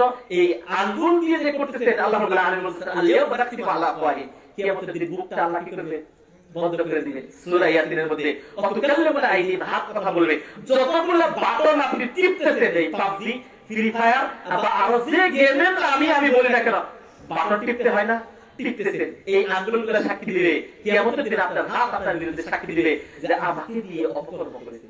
এই জন্য এই খেলা যাবে না, এ থেকে বেঁচে থাকবেন। কাতারের সামনে যদি মিনারের ছবি সাজানো থাকলে কি, তাহলে করণীয় কি? কাতারের সামনে যদি মিনারের ছবি থাকে, সেটাতে যদি আপনার নামাজের সমস্যা সৃষ্টি হয়, হ্যাঁ, খুশু নষ্ট হয়। যদি একটু আগেই বললাম, নামাজ পড়তে হবে আল্লাহর ধ্যানে, নামাজ পড়তে হবে আল্লাহর ভীতি নিয়ে, খুশু নিয়ে, মনটা আল্লাহর সাথে শামিল করে। এটা যদি নষ্ট হয় তাহলে সেটা সরিয়ে ফেলবেন। সরিয়ে ফেলে নামাজে ওয়াসওয়াসা সৃষ্টি করে এমন কোনো কিছুই রাখা যাবে না। তার স্পষ্ট প্রমাণ আয়েশা সিদ্দিকা রাদিয়াল্লাহু তাআলা আনহার একটা চাদর ছিলেন, এটার মধ্যে কিছু কারুকার্য ছিল। আল্লাহ নবী সাল্লাল্লাহু আলাইহি ওয়াসাল্লাম কি করলেন? এটা সরাও, কারণ তার নামাজে একটা সমস্যা সৃষ্টি করে। এই জন্য এই কাজটা করা যাবে না, এটা সরিয়ে ফেলবেন। উরস বা মেলা যাওয়া যাবে কি? উরস বা মেলায় যাওয়া যাবে না। মুসলমান কোনো উরস করতে পারে না, মুসলমান কোনো মেলায় যেতে পারে না। যে মেলাতে আপনার দিনের কোনো উপকার নাই, যে মেলাতে গান বাজনা হয়, যে মেলা গান বাজনা স্পষ্ট হারাম, গান বাজনা স্পষ্ট হারাম। 21 পারা 10 নম্বর পৃষ্ঠায় সূরা লুকমানে আল্লাহ রাব্বুল আলামিন স্পষ্ট করে বলতে লিয়াহুল হাদিস লাহুল হাদিস। যারা কি করে? হাদিস গান বাজনা শুনে। লাহুল হাদিস কি? আব্দুল্লাহ ইবনে আব্বাস স্পষ্ট করে বলতে সেটা হচ্ছে আল গিনা। এই গান বাজনা হারাম, ইসলামে কোনোদিন জায়েজ নাই। সেই বয়াতি টয়াতি যে গানই বলেন সমস্ত গান হারাম। বিশেষ করে যেগুলোর মধ্যে যৌন শোষণ আছে, বাদ্য আছে। একরকম গান জায়েজ, সেটা হচ্ছে যদি আপনি আপনার পূর্বপুরুষের যুদ্ধের কথা স্মরণ করেন, সাহাবীদের যুদ্ধের কথা স্মরণ করেন, আপনি একটা কবিতা বানাইছেন, সেই রকম গান, ওটা গান বাদ্যের জন্য হারাম, বাদ্যের জন্য হারাম, গান সুরের জন্য হারাম, গান শব্দের জন্য হারাম। তাহলে যে গান যৌন সুরসুরি আছে, যে গান ওই যে বন্ধু যখন বউ লইয়া আমার বাড়ির সামনে দিয়ে কি করে রঙ্গ করে হাইটে যায়, তাহলে কি আপনাকে এটা প্রেম শিখাইতেছে? আবার মনির খান, বিভিন্ন গান, এই ধরনের গান হারাম, এটা ইসলামে জায়েজ নাই। ওই গান জায়েজ যে গান আপনার ইসলামী মূল্যবোধ জাগিয়ে দিলে আপনার কাছে। কবিতা, গানের আকারে সুর আল্লাহ আপনাকে দিতে, আপনি গাইতে পারেন। এইরকম গান বিভিন্ন রকমের আছে। খাইবার যে যুদ্ধটা, খন্দক যুদ্ধে আল্লাহ নবী সাহাবীরা গান গাইতেন। ওই যে আমরা দেখবেন অনেক সময় কি করে, ওই যে হিয়া হিয়া হো, এভাবে শক্তির কাজ করলে এরকম বলে না, অনেক সময় বলে না হিয়া, একটা গান যখন শোনায়, হ্যাঁ হিয়া হিয়া হো, এরকম বলে না? সাহাবীরা যখন খন্দক যুদ্ধ ইতিহাসে আমরা পড়ছি, খন্দক যুদ্ধে যখন খনন করে, তখন কঠিন রোদ, এই রোদের মধ্যে যখন তারা খনন করে কষ্ট হয়, তখন তারা এক রকমের একটা আওয়াজ দেয়, মানে সবাই মিলে যেন কি হয়, শক্তি হয়। তো আগে দেখতেন ওই ইটা মুকুটে কি করে, ইটা বেড়ায়, তাই না? তখন এক রকমের একটা শ্লোক গায়। তো যে শ্লোকের মধ্যে কি নাই, আপনার যৌন সুরসুরি নাই, বাদ্যযন্ত্র নাই, কিন্তু আপনার কি কাজের স্পৃহা যোগাচ্ছে। এই রকমের গান যদি হয়, এই রকমের কবিতা যদি হয়, সেটা জায়েজ, সেটা নিষিদ্ধ না। আর বাকিগুলা জায়েজ নাই। কোন বক্তা যদি বিট করে আসে, এত টাকা দিলে যাবো, তাকে কি আনা যাবে? তাকে আনতে পারেন, তবে কন্টাক্ট কোর বক্তা যারা কন্টাক্ট করে আসে, তাদেরকে না আনাই ভালো, কারণ তাদের ইখলাস নাই, তাদের কি নাই, ইখলাস নাই। আমার কথা বলি আমি ধরো লক্ষ্মীপুর থেকে আসি এখানে আলোচনা করার জন্য, আমি জানি না এখানে আমার কয় টাকা দিবে, আমি জানি না সর্বোচ্চ আমার 2-3,000 5,000 টাকা দিবে, 7,000 টাকা দিবে, এরকম সেটা। আমাকে শুধু গ্রামের মানুষকে একটা নসিহত করবো, কারণ এটা আমার দায়িত্ব। নিজের টাকা খরচ করে এসে এখানে তাদেরকে ওয়াজ করানোর দায়িত্ব, তাই না? টাকা যদি নাও দেয়, তারা একটা আয়োজন তো করতে, এই জন্য এসেছি, টাকার জন্য না। আল্লাহ রাব্বুল আলামিন কোরআনে বলছেন যে লা তুসআলুন, তোমরা প্রতিদান চেয়েও না, যে হেদায়েতের দান করবে, প্রতিদান চেয়েও না। তবে জি এই কথাটাই আমি স্মরণ করে দেখছেন, আলেম মানুষ মুরব্বি হয়ে গেছে, মাঝে মাঝে মস্তিষ্ক কাজ করে না, কিন্তু মাহফিলে যখন বসে পুরো মস্তিষ্ক কাজ করে। আল্লাহু আকবার, আল্লাহু আকবার বলবেন না? আল্লাহু আকবার। দেখছেন, আমি আয়াতটা স্মরণ করতে চাইছিলাম, কোরআনে বলতেছেন ইত্তাবিউ মান লা ইয়াসআলুকুম আজরাও ওয়া হুম মুহতাদুন। যারা আজর চায় না, প্রতিদান চায় না, তাদের অনুসরণ করো। যে কন্টাক্ট করে আসে, মজা দেয়। আরেকটা এই জন্য বলি ওয়াজ দুই প্রকার, একটা ওয়াজ আর একটা আওয়াজ। এই যে আমি এটা ওয়াজ করতেছি, এটা আওয়াজ দিতেছি না, আপনাকে মজার কথা আমি বলবো না, সুর আমি দিব না, শুনতে আমার কি ফায়দা বলেন তো? আমি খুশি করতেছি কার? আল্লাহ। আপনার খুশি আমি করতে আসি নাই। সম্মানিত ভাই, এই জন্য যারা কন্টাক্ট করে আসে তাদেরকে না আনাই ভালো, বরং উচিত আর একটা দিক লক্ষ্য করা উচিত। যারা আলেম, একটা বিষয় যারা কষ্ট করে আসে, তাদের উপযুক্ত একটা হাদিয়া দেওয়া উচিত। এটা আমরা আহলে হাদিস সমাজ করি না, কারণ আমি হানাফি সমাজে আমল করি। একটা খুতবা যদি দেই, গাড়ি দিয়ে নিয়ে যায়, আবার গাড়ি দিয়ে নিয়ে আসে, হাদিয়া দেয় 5,000 বলতেও হয় না, কারণ তারা হানাফি, তারা হাদিয়াই হুজুরদের ভক্ত করে বেশি। কিন্তু আমাদের আহলে হাদিস সমাজে হুজুরদের কোনো মূল্যায়ন নাই, কোনো ভক্তি নাই, হুজুরদের মানে কোনো মূল্য নাই। কথা বুঝতে পারছেন? এই জন্য উপযুক্ত মূল্য দেওয়া উচিত, তাহলেই দেখবেন তারা কন্টাক্ট করবে না। যারা তাড়াতাড়ি নামাজ পড়ে, তাদের পিছনে নামাজ পড়া যাবে কি? যদি তাড়াতাড়ি নামাজ পড়ার কারণে রুকুন ছুটে যায়, তাহলে আরকান ছুটে যায়। রুকুন বলতে নামাজের কিছু রুকুন আছে, কিছু ওয়াজিবাত আছে, যেগুলো না করলে নামাজ থাকবে না, নামাজ হবে না। মানে দেখবেন যে সামি আল্লাহু লিমান হামিদা, আল্লাহু আকবার, দাঁড়াইলই না। অথচ আল্লাহ নবী সাল্লাল্লাহু আলাইহি ওয়াসাল্লামের কাছে এক সাহাবী আসলেন, আয়েশা নামাজ পড়লেন, বসে পড়লেন। আল্লাহ নবী সাল্লাল্লাহু আলাইহি ওয়াসাল্লাম সল্লি ফাইন্নাকা লাম তুসাল্লি, দাঁড়াও নামাজ পড়ো, তুমি নামাজ পড়ো না। আবার পড়লেন। আল্লাহ নবী সাল্লাল্লাহু আলাইহি ওয়াসাল্লাম সামনে 3 বার নামাজ পড়লেন। নামাজ পড়ার পরে আল্লাহ নবী খালি বললেন, তুমি নামাজ পড়ো, ইরজি সল্লি ফাইন্নাকা লাম তুসল্লি, ফিরত যাও, নামাজ পড়ো নাই। অথচ আল্লাহ নবী চোখের সামনে নামাজ পড়ছে। তখন বলতেছেন আল্লাহ নবীর কাছে, ইয়া রাসূলুল্লাহ আল্লিমনি আস-সালাতা, আমাকে নামাজ শিখিয়ে দেন, এর চাইতে ভালো করে আমি নামাজ পড়তে পারি না। আল্লাহ নবী সাল্লাল্লাহু আলাইহি ওয়াসাল্লাম বললেন, যখন তুমি দাঁড়াবে, সোজা হয়ে দাঁড়াবে, হাত্তা তা'তাদিলা কাইমান, হাত্তা ইয়াদিলা কাইমান, যতক্ষণ না সোজা স্থির হয়ে দাঁড়াবে, তাহলে রুকু থেকে উঠে সোজা স্থির হয়ে দাঁড়াতে হবে। এই জন্য ধীরস্থিরতা নামাজের রুকন। এই ধীরস্থিরতা যদি ঠিক না থাকে, অনেক দ্রুত স্পিডে যদি নামাজ না পড়ে, তাহলে তার নামাজ হবে না। কিন্তু ধীরস্থিরতা যদি ঠিক থাকে, তাহলে তার নামাজ হবে। পিতা যদি পীর ধরে সন্তানের করণীয় কি উচিত? পিতা যদি পীর ধরে সন্তানকে বোঝাবেন, বাবাকে টাকা দিবেন না, পীরের ক্ষেত্রে যত টাকা ব্যয় করবে কোনো টাকা দিবেন না, আপনার যতটুকু ক্ষমতা আছে সমস্ত ক্ষমতা দিয়ে তাকে বাধা দিবেন, সেজন্য পীর না ধরে। সেজন্য কি না ধরে?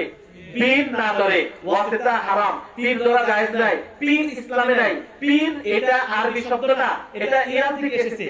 হ্যাঁ, দেখো একজনে ঢাকা যাইব, এক গাড়িতে উঠছে, গাড়ির মধ্যে দেখা যায় ডায়নামাই নাই, তার মধ্যে ইঞ্জিনই নাই। কথা কি বুঝছো? হ্যাঁ, আল্লাহ নবী সাল্লাল্লাহু আলাইহি ওয়াসাল্লাম একটা দাগ কাটলেন, দাগ কাটার পর ডাইনে কাটলেন, বামে কাটলেন, ডাইনে কাটলেন, বামে করলেন। আল্লাহ নবী সাল্লাল্লাহু আলাইহি ওয়াসাল্লাম বললেন, হাযা সিরাতুল, এই যে সুদা দাগ দিলাম, এই সুদা দাগ হচ্ছে আমার পথ। ডাইনে বামে এটা কোনো পথ না। আল্লাহ রাব্বুল আলামিন কোরআনে বলেছেন, ইয়া আইয়ুহাল্লাযীনা আমানু আতিউল্লাহ ওয়া আতিউর রাসূল, হে বান্দারা আল্লাহ এবং তার রাসূলের আনুগত্য করো। কোরআনে যত জায়গায় বলবে আতিউল্লাহ ওয়া আতিউর রাসূল, আল্লাহ এবং তার রাসূলের আনুগত্য, এর বাইরে কারো আনুগত্য করা যাবে না। পীর আপনাকে হেদায়েত দিতে পারে না। বর্তমান পীর বলতে যা বোঝায় পুরোটাই গুমরাহ, পুরোটাই কি গুমরাহ। এই পীর বলতে ইসলামে কিছুই নাই। এই পীরের অস্তিত্ব, রাসূল সাল্লাল্লাহু আলাইহি ওয়াসাল্লামের অপমানে কেউ প্রতিবাদ না করলে তার কি হবে? রাসূল সাল্লাল্লাহু আলাইহি ওয়াসাল্লামের অপমান যদি কোনো ব্যক্তি করে, অবশ্যই তাকে ঘৃণা করতে হবে। যদি কোনো ব্যক্তি মান সাব্বান নবী সাল্লাল্লাহু আলাইহি ওয়াসাল্লাম, কোনো ব্যক্তি যদি আল্লাহ নবীকে যদি গালি দেয়, অপমান করে, তার কি করণীয়? এক্ষেত্রে ইউটিউবে আমার নামে একটা চ্যানেল আছে, এখানে একটা বক্তব্য আছে, ধারাবাহিকভাবে আপনারা ওটা জেনে নিতে পারবেন। কোনো ব্যক্তি যদি কোনো নবীকে গালি দেয়, অপমান করে, তাহলে তাকে হত্যা করতে হবে। অনেকগুলো হাদিস আছে। আল্লাহ নবী সাল্লাল্লাহু আলাইহি ওয়াসাল্লামের এক অন্ধ সাহাবী নবীর কাছে আসলেন, তার এক দাসী ছিল, তার স্ত্রী বলতেছে ফিতলা লুলুআতাই, যে আল্লাহ নবী, আমার একটা দাসী, আমার স্ত্রী আপনাকে গালি দেয়, আমি অন্ধ মানুষ, স্ত্রী না, কিন্তু প্রতিদিন গালি দেয়, আমি সহ্য করতে পারি না। কিন্তু গতকালকে রাতে যখন গালি দিল, আর সহ্য করতে পারি না, একটা ছুরি আইনা আমি কি করলাম, এমন ভাবে ঘা দিলাম, বুখারীর হাদিসে আছে, ইত্তাকাতু আলাইহা, ঘা দিয়ে ধরেই রাখলাম, শেষ করে দিলাম। সকালবেলা উঠছে, ওঠার পর মানুষ কি হত্যা করছে, এ থরথর করে কাঁপতে কাঁপতে সকল ভিড়ের মধ্যে ছেলে বলছে, আল্লাহ রাসূল, এই মহিলাকে আমি হত্যা করছি, আমার স্ত্রী, দুইটা সন্তান, ফুটফুট সন্তান আছে। আল্লাহ নবী সাল্লাল্লাহু আলাইহি ওয়াসাল্লাম বললেন, আন্না দামাহা হাদারুন, যে এর রক্তপণ নাই, এর রক্তপণ নাই, নবীকে গালি দেওয়া যাবে না। কোন ইমানদার কোন পুরুষ নবীকে গালি দিলে সে চুপ থাকতে পারবে না। সে হয়তো মুখ দ্বারা বা হাত দ্বারা যে কোনো ভাবে অন্যের প্রতিবাদ করতে হবে। নবীর অপমান যদি করে, এই জন্য কবি নজরুল বলতে, নবীর অপমান তোমার হৃদয় যদি না কাঁপে, তাহলে আপনি কি মুমিন হতে পারবেন? আল্লাহ রাসূল বলেন, লা ইউমিনু আহাদুকুম হাত্তা আকুনা আহাব্বা ইলাইহি মিন ওয়ালিদিহি ওয়া ওয়ালাদিহি ওয়ান নাসি আজমাইন। তুমি ততক্ষণ পর্যন্ত ঈমানদার হতে পারবে না যতক্ষণ আমি নবী তোমার পিতা, তোমার মাতা, তোমার আত্মীয়স্বজন, তোমার সন্তানের চাইতে অধিক প্রিয় না হও। ওমর রাদিয়াল্লাহু আনহু বলেন, আল্লাহ রাসূল, আমি সবচাইতে আমার কাছে ভালো, কিন্তু আমার জানের চাইতে না। কার চাইতে না? সবাই নিজেদের জানটারে ভালোবাসে, তাই না? এখন যদি ভূমিকম্প শুরু হয়, দেখবেন নিজের বাপরে খুঁজবেন না, নিজের মারে খুঁজবেন না, সবাই নিজের বাঁচার জন্য দৌড় দিবেন, তাই না? নিজের বাঁচার জন্য। ওমর বলেন, আল্লাহ রাসূল, আমি শুধু আমার জানের চাইতে আপনাকে বেশি ভালোবাসি না, সবচাইতে বেশি ভালোবাসি। আল্লাহ নবী সাল্লাল্লাহু আলাইহি ওয়াসাল্লাম বলেন, লা ইয়া ওমর, তুমি ঈমানদার হতে পারো নাই, ঈমানদার হতে পারো নাই। তখন তিনি বললেন, ওয়াল্লাযী ইয়া রাসূলুল্লাহ, কসম করে বলছি যে আপনি আমার, যেহেতু ঈমানদার হতে পারবো না, আমার জানের চাইতেও আপনি আমার কাছে প্রিয়। আল্লাহ নবী সাল্লাল্লাহু আলাইহি ওয়াসাল্লাম বললেন, আল-আন ইয়া ওমর, এখন তুমি ঈমানদার হয়েছো। এইজন্য নবীকে ভালোবাসতে হবে। আমার জান, আমার প্রাণ, আমার পিতা, আমার মাতা, আত্মীয়স্বজন, যত দুনিয়াতে যা কিছু আছে, সকলের চাইতে ভালোবাসার অধিকারী কে? কে? নবী সাল্লাল্লাহু আলাইহি ওয়াসাল্লাম। যদি কোনো পুরুষ বা মহিলা, স্ত্রী এবং স্বামী থাকা সত্ত্বেও যদি অন্য কোনো পুরুষের সাথে কথা কয়, তার কি হবে একটু বুঝিয়ে দিবেন। অন্য পুরুষের সাথে যদি বৈধ কথা বলে, তাহলে জরুরি কাজে সে কথা বলতে পারে, কিন্তু জরুরি প্রয়োজন ছাড়াই প্রেম প্রীতি ইত্যাদি যদি করে, আর যদি জিনা করে, তাহলে পৃথিবীতে বেঁচে থাকার কোনো অধিকার তার নাই। এটা ইসলামী আইন। এই আলোচনাটা আমি করতে চেয়েছিলাম, কিন্তু আমি আলোচনায় যেতে পারি নাই। যে কোনো পুরুষ এবং কোন নারী বিবাহ করার পর যদি জিনা করে তাহলে ওই পুরুষ ওই নারীর পৃথিবীতে বেঁচে থাকার কোনো অধিকার নাই, তাকে হত্যা করতে হবে। এজন্য আল্লাহ রাব্বুল আলামিন কোরআনে বলেছেন আয-যানিয়াতু ওয়াজ-যানি ফাজলিদু কুল্লা ওয়াহিদিন মিনহুমা মিআতু জালদা। আর যদি সে বিবাহিত হয় অবিবাহিত হয় তাহলে তাকে 100টা বেত্রাঘাত করতে হবে। কয়টা? 100টা। ধরেন আমাদের এই মাঠের মধ্যে আইনা যে অমুকের পোলা অমুকের মেয়ে জিনা করতে তাদেরকে আইনা 100টা বেত্রাঘাত করতে হবে। আর সমস্ত গ্রামের মানুষ দেখবে এই অপরাধের কারণে তাকে শাস্তি দেওয়া হচ্ছে, এটা ইসলামিক আইন। আর যদি বিবাহিত হয় তাকে কি করতে হবে? সংস্কার করতে হবে, তাকে শেষ করে দিতে হবে, পৃথিবীতে বেঁচে থাকার কোনো অধিকার নাই। এই জন্য যারা বিবাহিত তারা এখান থেকে সাবধান। আর যারা যুবক ভাই তাদেরকে বলবো বিয়ের আগে যদি প্রেম করেন 100% গ্যারান্টি দিয়ে বলতেছি, বিয়ের আগে যদি অবাধ মেলামেশা আপনি করেন, যুবক ভাইদেরকেও বলতেছি যুবক বোনদেরকেও বলতেছি, বিয়ের আগে যদি আপনি প্রেম করেন, বিয়ের আগে যদি আপনি অবৈধ মেলামেশা করেন, আপনার কপালে কখনো সতী স্ত্রী জুটবে না। এটা কোরআনের আয়াত। আমি এটা আজকে আপনাদেরকে শোনাতে চাইছিলাম। আল্লাহ রাব্বুল আলামিন কোরআনে বলেন আল খাবিথাতু লিল খাবিথিন ওয়াল খাবিথুনা লিল খাবিথাত। সূরা নূর আয়াত। সৎ স্ত্রী সৎ পুরুষের জন্য, অসৎ স্ত্রী অসৎ পুরুষের জন্য। আপনি যদি অসৎ হন আপনি কি সৎ স্ত্রী পাবেন? কখনো না। এই জন্য আপনি কেমন স্ত্রী চান, আপনি নিজে যদি সৎ থাকেন জেনে রাখুন আপনার স্ত্রী কি হবে? সৎ হবে। নিজে যদি অসৎ হন, প্রেম করেন, অন্যায় করেন, আপনার স্ত্রী কি ভালো থাকবে? আপনি কি ভালো বউ পাবেন? যুবক সবাই চায় না, নিজে খারাপ হলেও কি চায়? বউটা একটু ভালো হোক, এটা চায় না? সবাই চায় আমার বউটা একটু ভালো হোক, সবাই চায়, কিন্তু নিজে কিন্তু অনেক খারাপ কাজ করেন। সম্মানিত ভাই, তাহলে আমাদের যেটা কথা ছিল যে কোন মহিলা যদি কথা বলে তাহলে এটা কথা বলবে না, এটা অন্যায়। নামাজ না পড়ার শাস্তি কি একটু বুঝিয়ে দেন।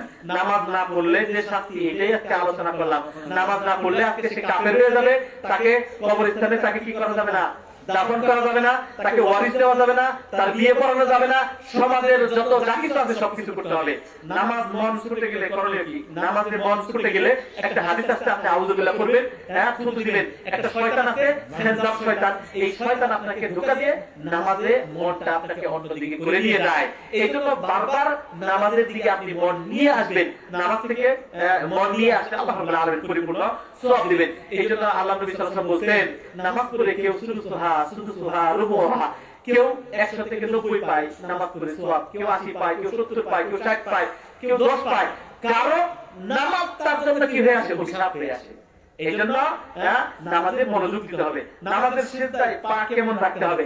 নামাজের সিজদায় পা রাখবেন, একটু দেখাইতে হবে।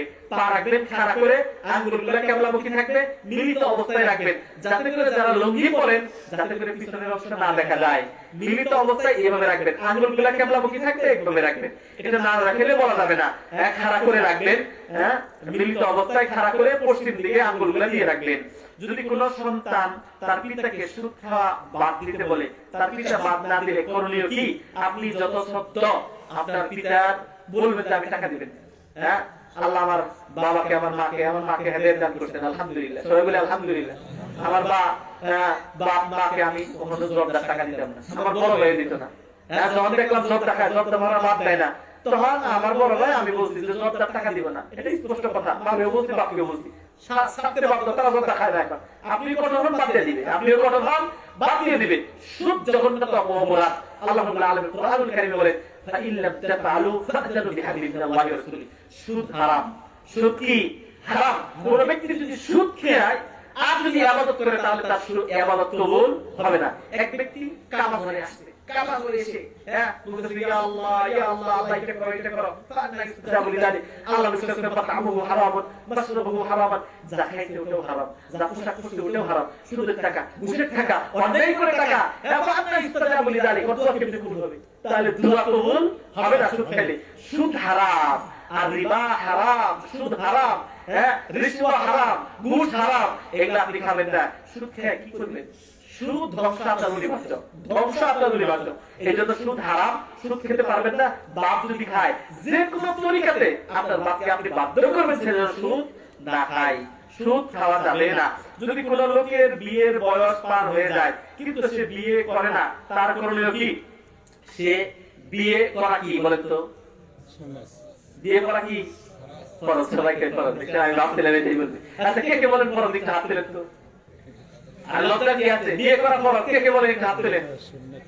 হ্যাঁ, কে কে বলেন ফরজ একটু হাত তোলেন?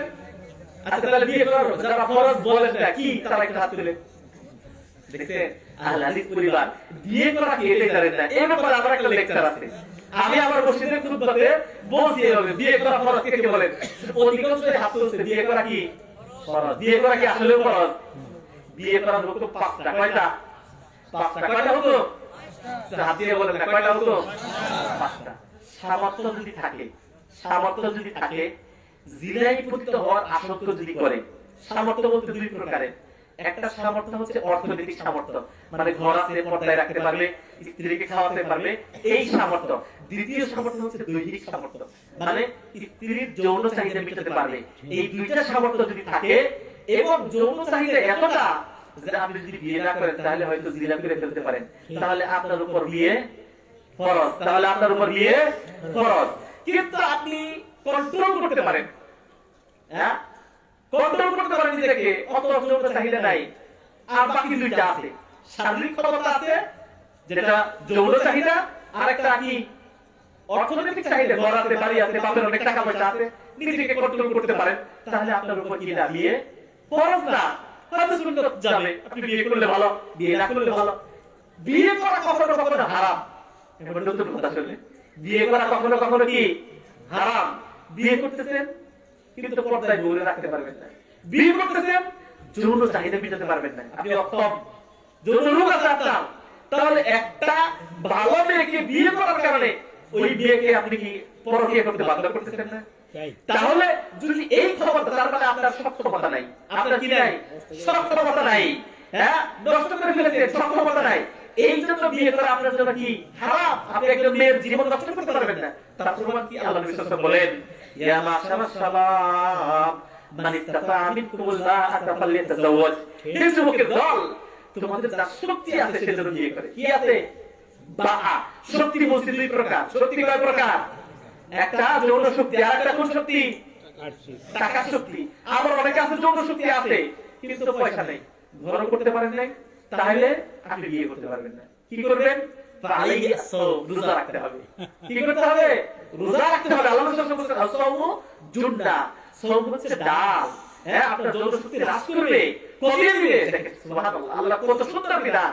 এইজন্য বিয়ে করা ফরজ না, কখনো ফরজ, কখনো সুন্নাত, কখনো মুস্তাহাব, কখনো বিয়ে করা কি হারাম, কখনো বিয়ে করা হারাম। আর একটা কথা বলি, মা বোনদেরকে, বাবা মাদেরকে বলি, যারা হ্যাঁ বাবা আছেন, চাচা আছেন, সন্তানদেরকে দ্রুত বিয়ে দিবেন। সন্তানদেরকে কি করবে? দ্রুত বিয়ে দিবেন। দ্রুত বিয়ে দিলে কয়েকটা উপকার, দ্রুত বিয়ে দিলে কয়েকটা উপকার। আমার বাবা মারা গেল কত বছর বয়সে? 60 বা 62 বা 63 বছর। মানে তাকে যে ইন্ডিয়া নিয়ে গেছিলাম, ব্যাঙ্গালোরে আইডি কার্ড থেকে ইন্ডিয়াতে যেখানে নিয়ে গেছিলাম হার্ট অপারেশন করার জন্য, একটা হসপিটাল আছে, ফ্রি অপারেশন করা হয় হার্টের, ইন্ডিয়ার সরকার ফ্রি করে।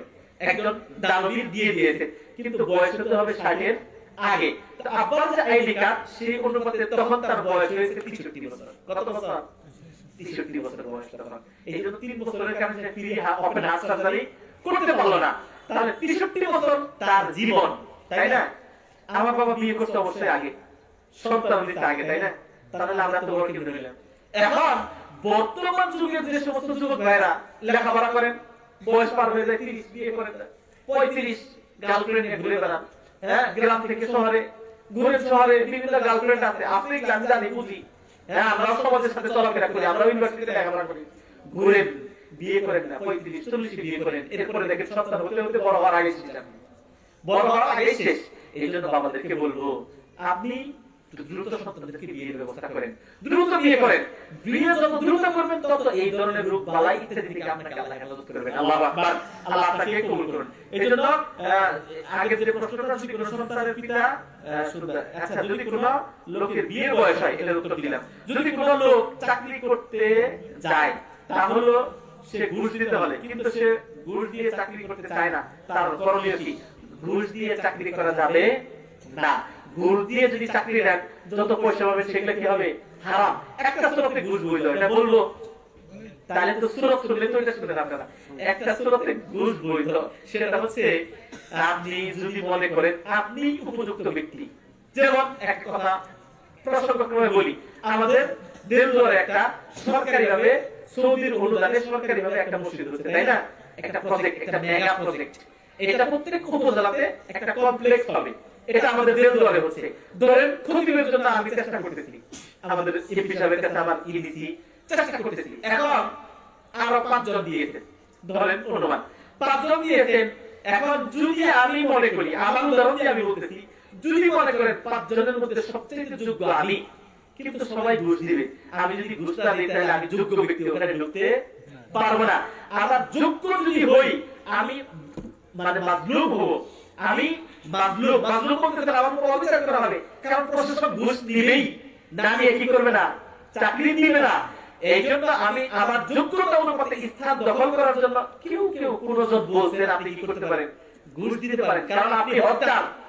কিন্তু আপনি কি হচ্ছে, মাজলুম হচ্ছে, আপনাকে যোগ্য স্থান আপনাকে দেওয়া হচ্ছে না, এই ক্ষেত্রে ঘুষ দেওয়া যায়।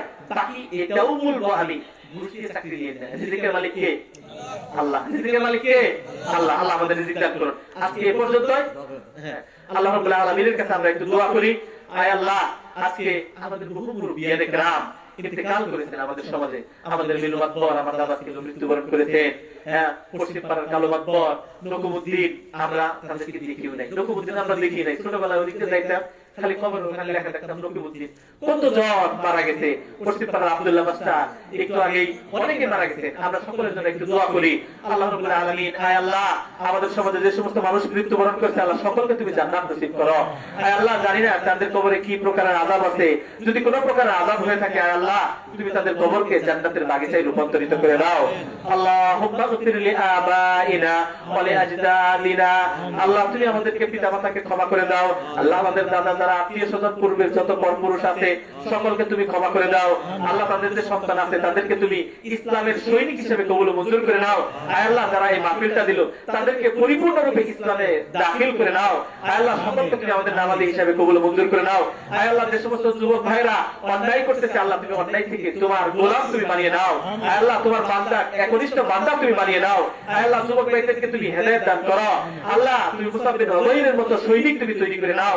আয় আল্লাহ, এই আজকে যে সমস্ত কথা বললাম সমস্ত কথা তুমি কবুল মঞ্জুর করে নাও। রব্বানা তাকাব্বাল মিন্না ইন্নাকা আনতাস সামিউল আলিম।